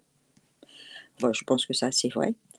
Mais ils en ont une traduction avec laquelle je ne suis pas forcément en accord, c'est-à-dire la peur de l'effacement du Parti communiste, et pour que celui-ci ne soit pas effacé de l'échiquier politique, il faut qu'il se présente à une élection avec laquelle on n'est pas, on n'est pas favorable à cette élection présidentielle, le Parti communiste français. Mais bon, voilà. Vous avez Mélenchon de l'autre côté qui est parti très vite et tout seul aussi, sans discussion. Il y a cette tentative qui a été faite la semaine dernière de Jadot de rassembler les gauches, mais comme certains à gauche ont déjà désigné candidat, Mélenchon et Fabien Roussel pour le Parti communiste français, qui sera sans doute à la fin de la semaine, pas celle-ci, la semaine d'après. Bon, voilà, les dés sont pipés. Je pense qu'il aurait fallu un moment bien en amont d'une rencontre de toute la gauche dans notre pays pour essayer de construire, je ne vais pas dire un programme commun, parce que voilà, puis ce serait peut-être pas de toute façon le bon terme sans faire référence à l'histoire, mais voilà, d'essayer de construire un projet. Mais les institutions sont tellement mal foutues dans ce pays, avec la présidentielle notamment, c'est que de toute façon, ça tourne autour d'un homme ou d'une femme. C'est que le choix final, il tourne autour d'un homme et d'une femme, et que ça, le fait que certains soient partis tout seuls rend impossible la mission, quoi. Mais tout, c'est dommage. Comment se fait-il que tous ces gens-là, en 2021, n'aient pas compris, alors que vous ne cessez depuis 1h15 de nous expliquer, à raison, que tout est affaire de rapport de force, qu'en faisant ça, ils tuent tout rapport de force. Non, enfin, je veux dire, il n'y a aucune chance à rien, là. Ils jouent même pas placés, les gars. C'est quoi? Alors là, je vais être précis, là. C'est Éliane Assassi qui parle, parce que ce n'est pas forcément l'avis de tous les communistes. Je sais que ce n'est pas l'avis de tous les communistes. Je trouve ça bien dommage.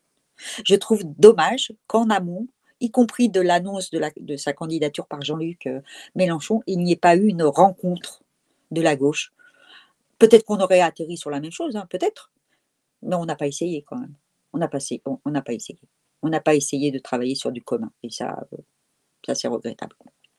Voilà, c'est mon avis à moi.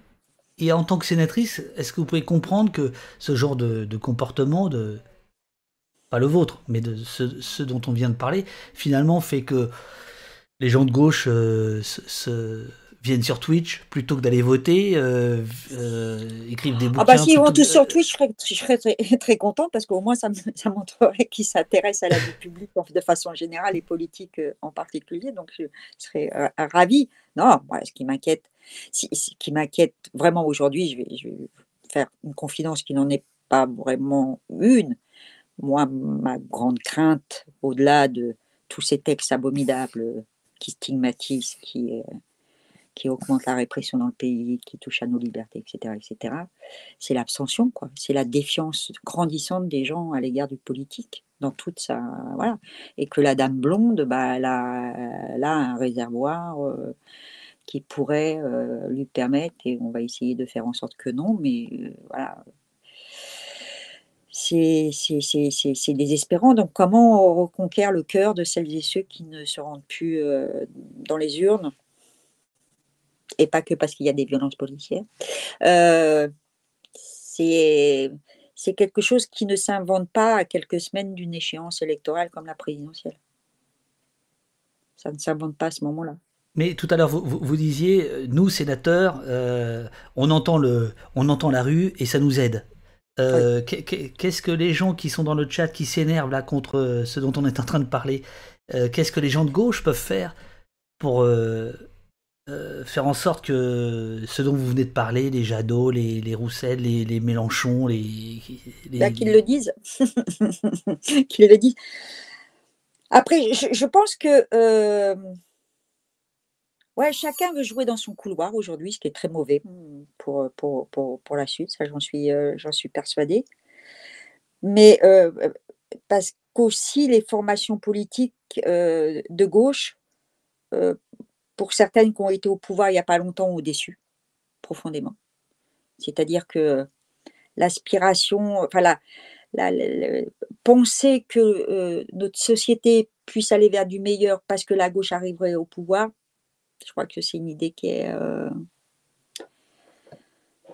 plus vraiment, comment dire, qui s'est affaiblie.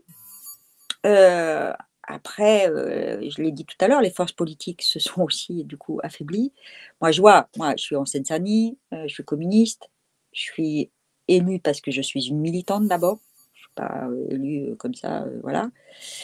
Et je sens bien que le rapport aux gens, le dialogue avec les gens est de plus en plus compliqué parce qu'ils sont tellement enfermés dans des problématiques aussi de vie, hein, dans toute, que c'est le désespoir, c'est la fatalité. Donc comment on renoue tout ça? C'est quand même un travail de longue haleine. Je ne sais pas, j'ai pas la clé. Si je l'avais, comment je sais pas.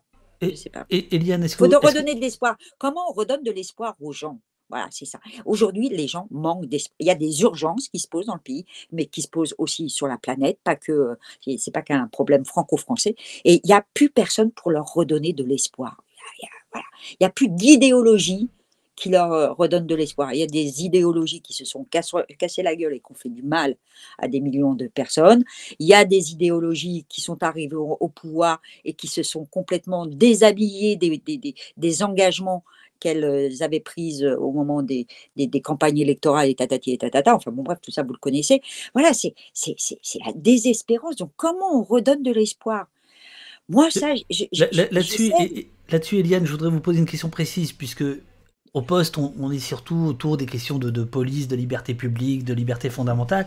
On voit très clairement que la question à nouveau de sécurité, c'est la papivoisisation à nouveau, enfin je veux dire c'est toujours pareil, etc. Mais pourquoi ça marche sur la droite et l'extrême droite? Donc Macron et la dame blonde, comme vous l'appelez, on l'appellera comme ça maintenant, tiens, la dame blonde. D'accord. Et pourquoi à gauche, c'est pas porteur? Parce que pour une partie du peuple de gauche, alors là, dans notre chat, ça s'énerve sur est-ce que la gauche existe, etc. Bon, voilà. Mais pourquoi je comprends les questions. Elles sont tout à fait légitimes. Parce que je pense qu'aujourd'hui, la gauche dans le pays, elle est complètement aphone. Elle ne parle pas aux gens. Elle ne parle pas aux gens. Quand je vous dis les gens ont envie. Enfin, ils ont envie de souffler, de respirer, avoir un espoir, voilà, mais pas que pour leur môme demain, pour après-demain plutôt, mais là, maintenant. Donc, et la gauche, elle est incapable. Parce que la gauche, elle est enfermée dans ses couloirs, et elle ne veut pas, elle ouvre pas ses chakras, elle ne s'ouvre pas. Enfin bon, je vais me mettre en colère, j'arrête. Mais mettez-vous en colère, s'il n'y a pas de souci. Je veux dire. Non, mais les gens.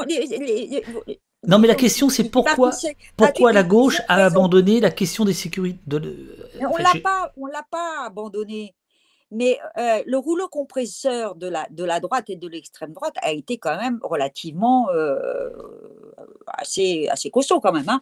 Et donc, elle n'a pas résisté. Et ce n'est pas à 15 petits sénateurs ou 70 petits sénateurs ou même 100 qu'on arrivera à modifier la donne. On dit que en matière de sécurité, en matière de liberté, en matière de droit, il y a d'autres choix qui peuvent être faits que ceux qui sont faits aujourd'hui. Mais une fois qu'on a dit ça, dans l'hémicycle, ça ne suffit pas. Il faut le porter vers les gens. Et c'est là où on a des faiblesses.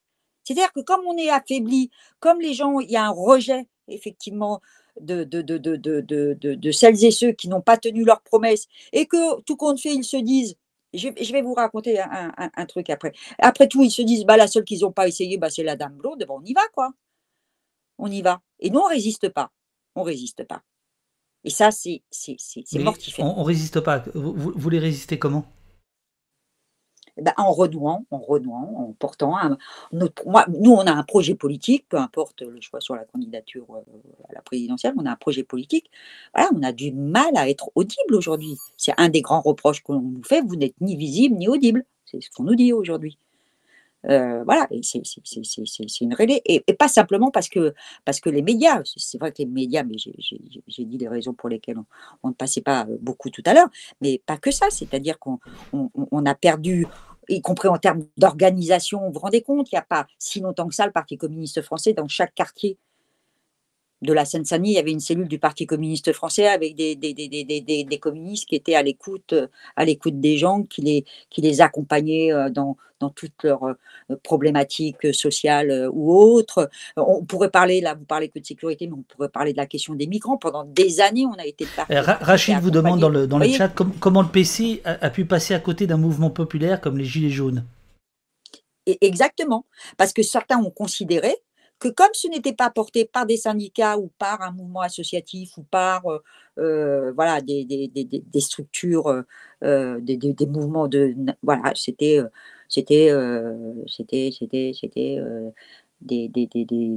comment dire, des extrémistes, alors pas forcément de droite, hein, attention, hein, parce que les Gilets jaunes, c'est une diversité, c'est une marée humaine, quoi, dans sa diversité quand même, qui s'est exprimée, mais qui n'était pas justement accompagnée par des syndicats, tatati, tatata, et donc il y a eu, voilà, un recul. C'est une erreur, franchement, c'est une erreur. C'est une erreur, parce que justement, les Gilets jaunes, c'est un mouvement divers, avec des gens divers. Voilà. D'un point de vue de leurs idées, d'un point de vue social, d'un point de vue, etc. Mais vous savez, je voulais vous raconter une petite anecdote, puis je reviens à la loi. Non, mais c'était la loi sécurité globale avec Darmanin. Darmanin qui dit, comme ça en off, hein, grosso modo, mon texte est un texte de droite. Ok, d'accord, ça on avait compris. Et moi, je le vois, puis je lui dis, mais ok, d'accord, de toute façon, tu es un homme de droite, on va pas se faire raconter quand même. Et en fait, c'était, et il a bien joué, il a fait la même chose sur le séparatisme. On propose un texte de droite pour pousser la droite à s'extrémiser. Et c'est ce qu'on a connu sur sécurité globale et sur la loi sur les séparatismes. C'est-à-dire que la droite, mal à l'aise, parce qu'après tout, bah, ça lui correspondait. D'ailleurs, on le voit avec sécurité globale, puisqu'ils l'ont voté in fine en commission mixte paritaire, s'est extrémisé dans la loi séparatisme avec les burkinis dans les piscines, parce que chacun sait que dans toutes les piscines de France et de Navarre, on voit des milliers de burkinis, avec l'interdiction pour des mamans d'accompagner les sorties scolaires, avec les certificats de virginité, avec la suppression des allocations familiales pour les familles dont les enfants n'allaient plus à l'école, enfin des thèmes d'extrême droite, portés par la droite dite républicaine au Sénat et adoptés. Et notamment sur les allocations familiales, alors moi ça m'a foutu en rogne aussi, les allocations avec l'assentiment du ministre Blanquer. Et Darmanin, il vous fait cette il le dit, voilà, lui il est de droite, propose un texte porté par le gouvernement, mais un texte de droite, on ne va pas se raconter de film, et puis voilà, ça pousse la droite à s'extrémiser. D'où ces amendements dont j'ai parlé, dont je viens de parler. Et personne n'en parle, ça. Ça n'a pas l'air de bouleverser grand monde qu'on supprime les allocations familiales des familles dont un enfant ne va plus à l'école. Ça ne choque personne qu'on interdise à des mamans d'accompagner des sorties scolaires au motif qu'elles pourraient faire du prosélytisme, voilà, musulmans bien évidemment, parce que les autres n'existe pas. Hein. Donc, Eliane, je m'adresse à la communiste que vous êtes, le Parti communiste, un vieux parti qui a une histoire, qui connaît l'histoire, qui a fait l'histoire. Oui. Vous décririez l'époque actuelle comment? Est-ce qu'on se paye de mots en parlant de fascisme rampant? Elle est brutale. Elle est violente. Elle est dangereuse. Si les hommes et les femmes, pas forcément de gauche, mais qui ont une certaine idée de ce que doit être la République et ce que doit être une démocratie se lèvent, voilà. Et si on laisse pas passer la dame blonde en 2022, alors pas coûte que coûte, hein, ou quoi qu'il en coûte, mais, mais si on pouvait éviter encore le scénario du choix par défaut aussi, ce serait pas mal, je pense. Le problème, Ni c'est la qu'on y dame va, là. blonde, ni la dame blonde, ni le choix par défaut. Mhm. Bon, vous reviendrez pour nous expliquer comment on peut faire. Vous parliez de Bah, faut se République. réveiller. Ce que vous faites, vous, bah, après, enfin, voilà, c'est des pierres portées à l'édifice, mais voilà, ça a de la résonance quand même. On va pas Alors là, il y a, désespérer, on va dans pas le chat, désespérer Billancourt quand même, mais bon. dans le chat, on vous dit c'est pas gentil pour les dames blondes. Alors on va peut-être pas l'appeler comme ça. On va Bon, voir, on va d'accord. voir. Ok, Il y a plein de questions pour vous. Vous reviendrez, Eliane, quand vous voudrez, avec grand plaisir. Je voudrais juste peut-être terminer par une question de quelqu'un qui est bien connu de nos services, s'appelle Anthony Caillé. Ah, salut Anthony. Donc visiblement là vous avez bourré les urnes. Donc Anthony Caillé pour ceux qui sont là, c'est le secrétaire national de la CGT Police qui se trouve être dans un pays qui se tient sage, c'est comme ça que je le connais, et qui vous pose, Eliane, cette question: le Sénat peut-il intervenir sur la position des 20 généraux proches de la sédition dans un canard d'extrême droite? Point Oui, d'interrogation. oui, oui. Oui, oui. Alors moi, j'ai appris ça quand j'étais en Arménie, mais bon, j'ai un petit peu suivi, c'est surréaliste. Vous voyez, ce genre de choses, que ce genre de choses puisse se passer, c'est parce que la société est dans l'état où elle est aussi, hein, c'est pas, voilà. Moi, bon, alors là, c'est la suspension des travaux du Sénat encore cette semaine. Mais pour le moins, demain, moi, je vais essayer de faire un communiqué, enfin de dire quelque chose, et au mieux de poser la question d'actualité au gouvernement la semaine prochaine sur ce sujet. Et vous pensez que c'est un chiffon rouge, que c'est parce que bon, alors Non, j'ai non, regardé de non, près, non, c'est des non, là, David, c'est une construction, hein. On va pas se raconter de film, hein. C'est une construction. Voilà. Quand je parlais de brèche qui s'ouvre tout à l'heure, ben, waouh, certains s'y précipitent. Non, non, c'est grave, hein. Non, non, c'est pas qu'un chiffon rouge, hein, c'est grave, hein. C'est très, très grave. Et que ce soit porté par un journal, et on en pense ce qu'on en pense, vous comme moi, de ce journal, mais quand même. C'est l'impression de revenir 50 ans en arrière. C'est pour ça que je vous parlais d'histoire. Oui.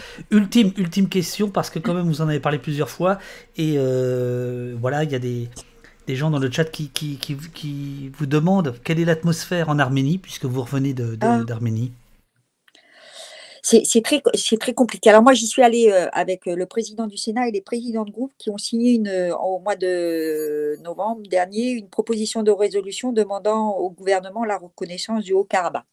Ce qui est très rare au Sénat, c'est-à-dire que pratiquement tous les groupes politiques ont signé, dont le mien, ont signé une résolution qui a été adoptée unanimement, sauf à une voix, mais la personne après a dit qu'elle était favorable. Enfin bon, bref, unanimement au Sénat. Donc on a porté cette résolution aux institutions arméniennes. Et puis, le 24 avril, c'était le 106e anniversaire du génocide arménien.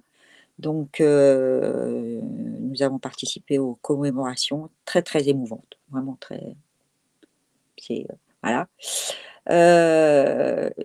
La situation est très difficile parce qu'il y a eu la guerre quand même, il n'y a pas si longtemps que ça. Bien sûr.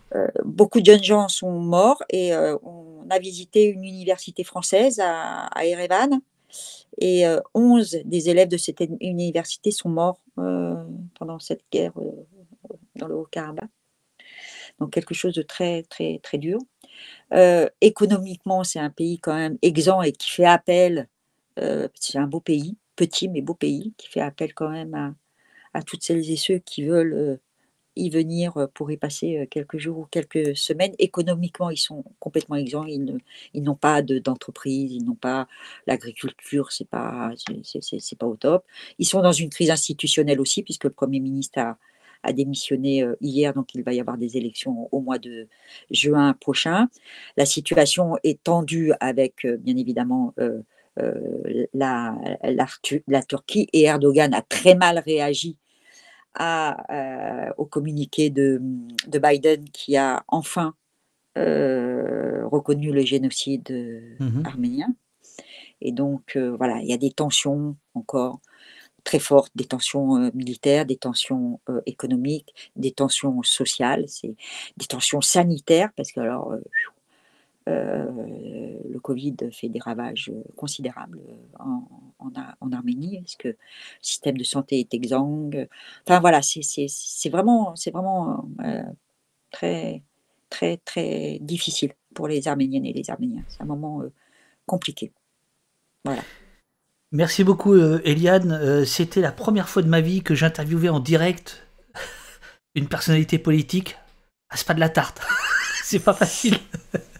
Oh, ça a été quand même. Ah, je sais pas, on verra avec, on verra avec les gens du. Machin, j'y suis allée vraiment. Non, vous, ça va, vous, ça va. J'attends les retours dans le chat. Merci beaucoup, on a passé 1h30. Voilà, vous avez des merci qui sortent de... Non, mais merci à vous toutes et à vous tous. Merci à vous, David. Et puis, je vous dis à très bientôt, Eliane. Merci encore. Et bon appétit. Moi, je vais continuer un petit peu. Merci beaucoup. Et bonne continuation de l'émission, alors. Super, merci beaucoup. Merci d'être venu. C'est super. À bientôt. À bientôt. Au revoir, à bientôt. Alors, les amis, voilà, là je raccroche. Les amis, donc vous avez vu, pas de pain technique, ou quasiment pas.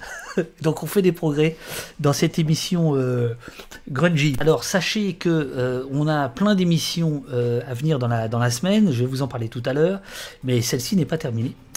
Là, je vais faire une petite pause technique, n'est-ce pas? Et après cette pause technique, on pourra regarder un extrait inédit de Un pays qui se tient sage, c'est-à-dire un extrait du bonus. C'est la maman de Lydian à Strasbourg qui, vous en souvenez peut-être, qui avait pris une balle de LBD dans la joue et qui s'était retrouvée à l'hôpital plusieurs semaines, qui a été nourrie à la paille pendant des mois. Et donc c'est un court extrait que je vais vous proposer, qui est inédit, et ensuite on fera la revue de presse, notamment autour évidemment de Rambouillet, avec 2 papiers, un papier politique du Monde et un papier de Mediapart sur pourquoi les policiers sont les cibles des terroristes. Voilà, et ensuite je vous détaillerai le programme de la semaine qui est chargé. Voilà, amis du café, amis de la police. Bonsoir, rebonsoir. Il est 20h39, on est en direct, et donc on était avec Eliane Assassi, sénatrice communiste, bien connue de nos services, pendant 1h30. J'espère que j'ai pas eu le temps de regarder le chat.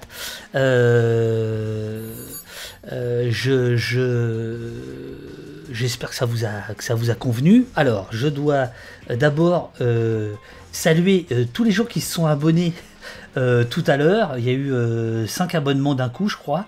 Donc ça, c'est super. Je vois Pierre Claire, je vois que Unexpected m'a offert un abonnement, je crois. Voilà, j'ai vu ça passer. Désolé, j'ai pas eu le temps de remercier tout le monde à ce moment-là. Donc merci. Je voudrais et continuer à vous abonner, continuer à donner. Je rappelle qu'on va faire un pot commun avec les modérateurs et les musiciens, JC et Eric, que je salue tous les deux, voilà, ceux qui fournissent les musiques de fond, qui ne sont pas les musiques de fond, mais que je transforme en musique en fond, mais qui valent le coup.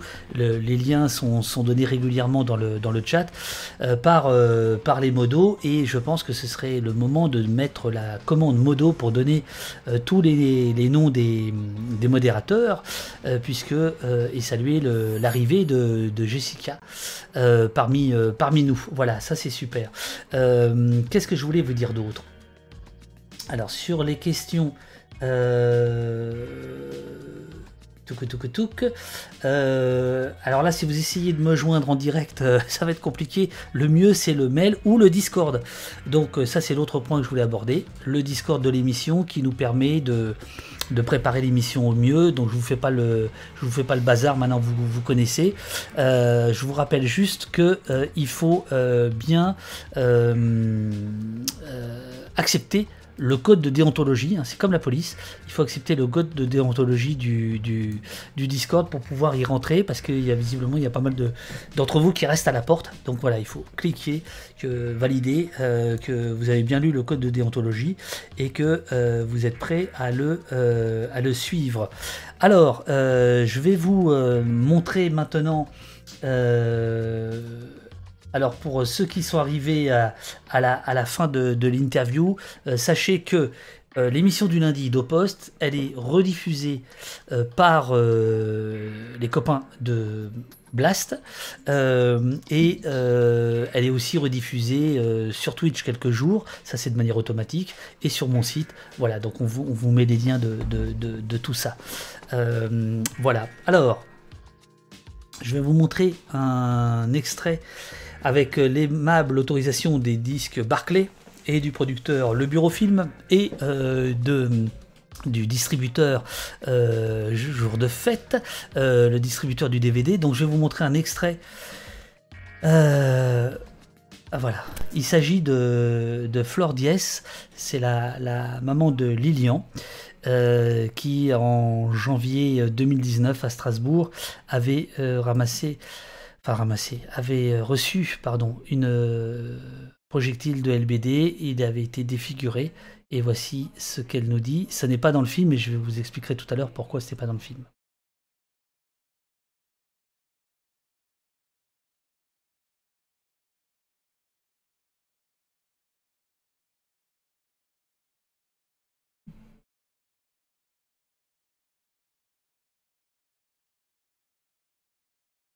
Aïe aïe aïe. Ouais, presse à fond. Ouais, c'est ça.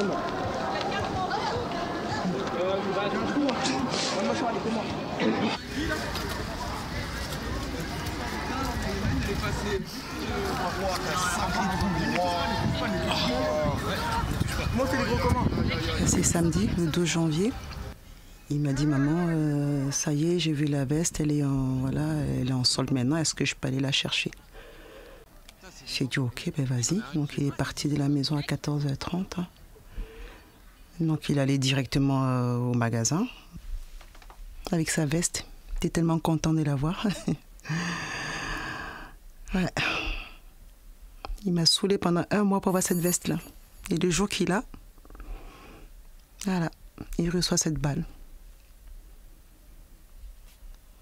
Ouais. Est-ce qu'il a été visé, c'était volontaire ou pas? Je ne saurais pas vous dire, lui non plus. Mais ce qui me paraît quand même bizarre, c'est que mon fils, il mesure 1m85. Hein. Donc pour qu'il tire sur la tête, je ne sais pas si c'était pas vraiment volontaire. Hein, parce que voilà, on ne tire pas sur la tête. Hein. Mon fils ne mesure pas 1 mètre, hein, pour dire qu'ils ont loupé la jambe. Hein. Donc, il fait quand même 1m85, donc ça veut dire qu'ils ont bien levé... Voilà, cette arme-là, et en plus il y a un viseur. Donc soit ils sont pas formés, soit c'est volontaire. Et ça n'a pas loupé, le lendemain, ils ont accusé mon fils de casseur. Sans blague. Il y en a une, elle est passée juste... Putain, la vitesse à laquelle ça part. Il est 1 mètre, il est gros comment? Ce que je déplore le plus, c'est que... Ce qui est encore assez bizarre, en fait, révoltant, c'est que dans les conclusions, le procureur qui écrit selon une haute probabilité, voilà, ce serait un tir de LBD. Mais je dis, mais il joue avec les mots, celui-là, ou quoi? Il se fout encore de la gueule de qui, là? Selon une haute probabilité, ça veut dire quoi? Ça veut dire quoi, ça, 90% LBD ou l'inverse? C'est quoi ce problème-là encore? C'est le langage de mots là qui m'énerve. Si ce n'est pas le conditionnel, ce serait une haute probabilité que ce soit LBD. Ce serait quoi? Si ce n'est pas LBD, c'est quoi alors? Voilà. Donc j'ai reçu un courrier par la poste. Voilà, pas un mot, désolé madame. Voilà, non, voilà, c'est selon une haute probabilité, ce serait LBD. Voilà, allez hop, encore un autre coup, quoi. Voilà.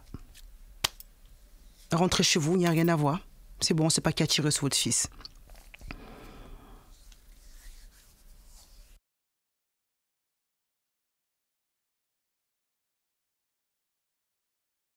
Voilà, donc le témoignage de Flore Diès. Je précise que depuis, en fait, il y a eu du nouveau puisque un juge a été nommé, donc une instruction est en cours. Les gens de rue 89 à Strasbourg font un travail remarquable là-dessus. Ils suivent de près cette affaire-là. Voilà, donc ça c'est Flore. Flore, je l'ai retrouvée quand le film est sorti, quand Un pays qui se tient sage est sorti. J'ai retrouvé à Marseille, où désormais elle vit et où son fils vit aussi. Il y a eu toute une période très difficile, évidemment, pour toute la famille. Et une des raisons pour lesquelles elle n'est pas dans le film, Flore, c'est qu'en fait, là, elle est toute seule. Et le principe du film, c'était de ne mettre des témoins qu'ensemble. Et donc, elle devait venir avec quelqu'un qui finalement s'est décommandé pour des raisons que je peux comprendre. C'est une des personnes qui avait filmé en fait la scène et qui n'avait pas envie de s'afficher, de se montrer, d'être reconnaissable, notamment par ses voisins ou par ses collègues de bureau, pour aller très vite. Ce qui fait qu'on a quand même fait l'entretien où Flore était voilà, dans sa dignité et dans sa colère. Donc voilà, c'est une façon quand même de faire vivre cette séquence que vous pouvez retrouver, si ça vous intéresse, dans le DVD. Voilà. Donc, ben voilà, je voulais vous montrer ça. Je pense que je vous en montrerai d'autres, des bonus, si ça vous dit, si ça vous intéresse. Bonne nuit tout le monde. Merci. À demain. Oui, bon appétit. Oui. À demain. Et n'oubliez pas le Discord si vous avez envie de participer à la création de l'émission, si vous voulez participer à l'intelligence collective. Merci à Urial, merci à Jessica, à Robin et à François.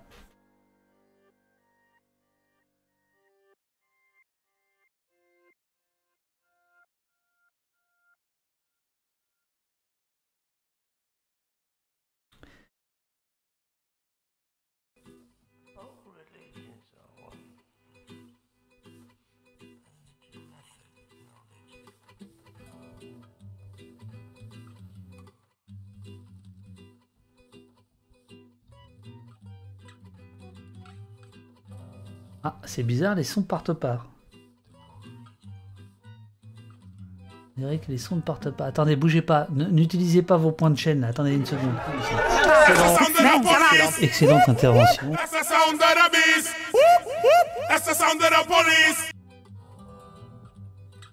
Voilà, là il faut... Je crois que c'était parti dans tous les sens. Ouais. Petit souci. Ah, voilà, c'est ça, vous avez dépensé pour rien. Là, vous pouvez y aller maintenant. Allez-y. Pour ceux qui... Point barre. Voilà, pour ceux qui découvrent, plus vous êtes fidèle à la chaîne, plus vous marquez des points chaîne. Point barre. Dispersez-vous.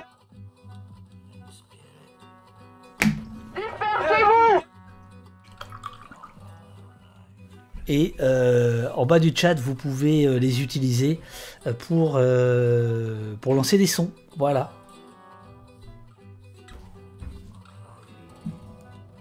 Ça va. Mais ça va. On n'est pas chez les cons ici. Dernière sommation. Point barre. N'ayez crainte, Night Sax. Entrez dans l'espérance. Bon, allez, je vous laisse. Je vous dis à tout à l'heure. Voilà. Merci beaucoup. Merci à tous. On n'est pas chez les cons ici. D'être restés là. Et je vous dis à tout à l'heure. Tout à l'heure, 8h45.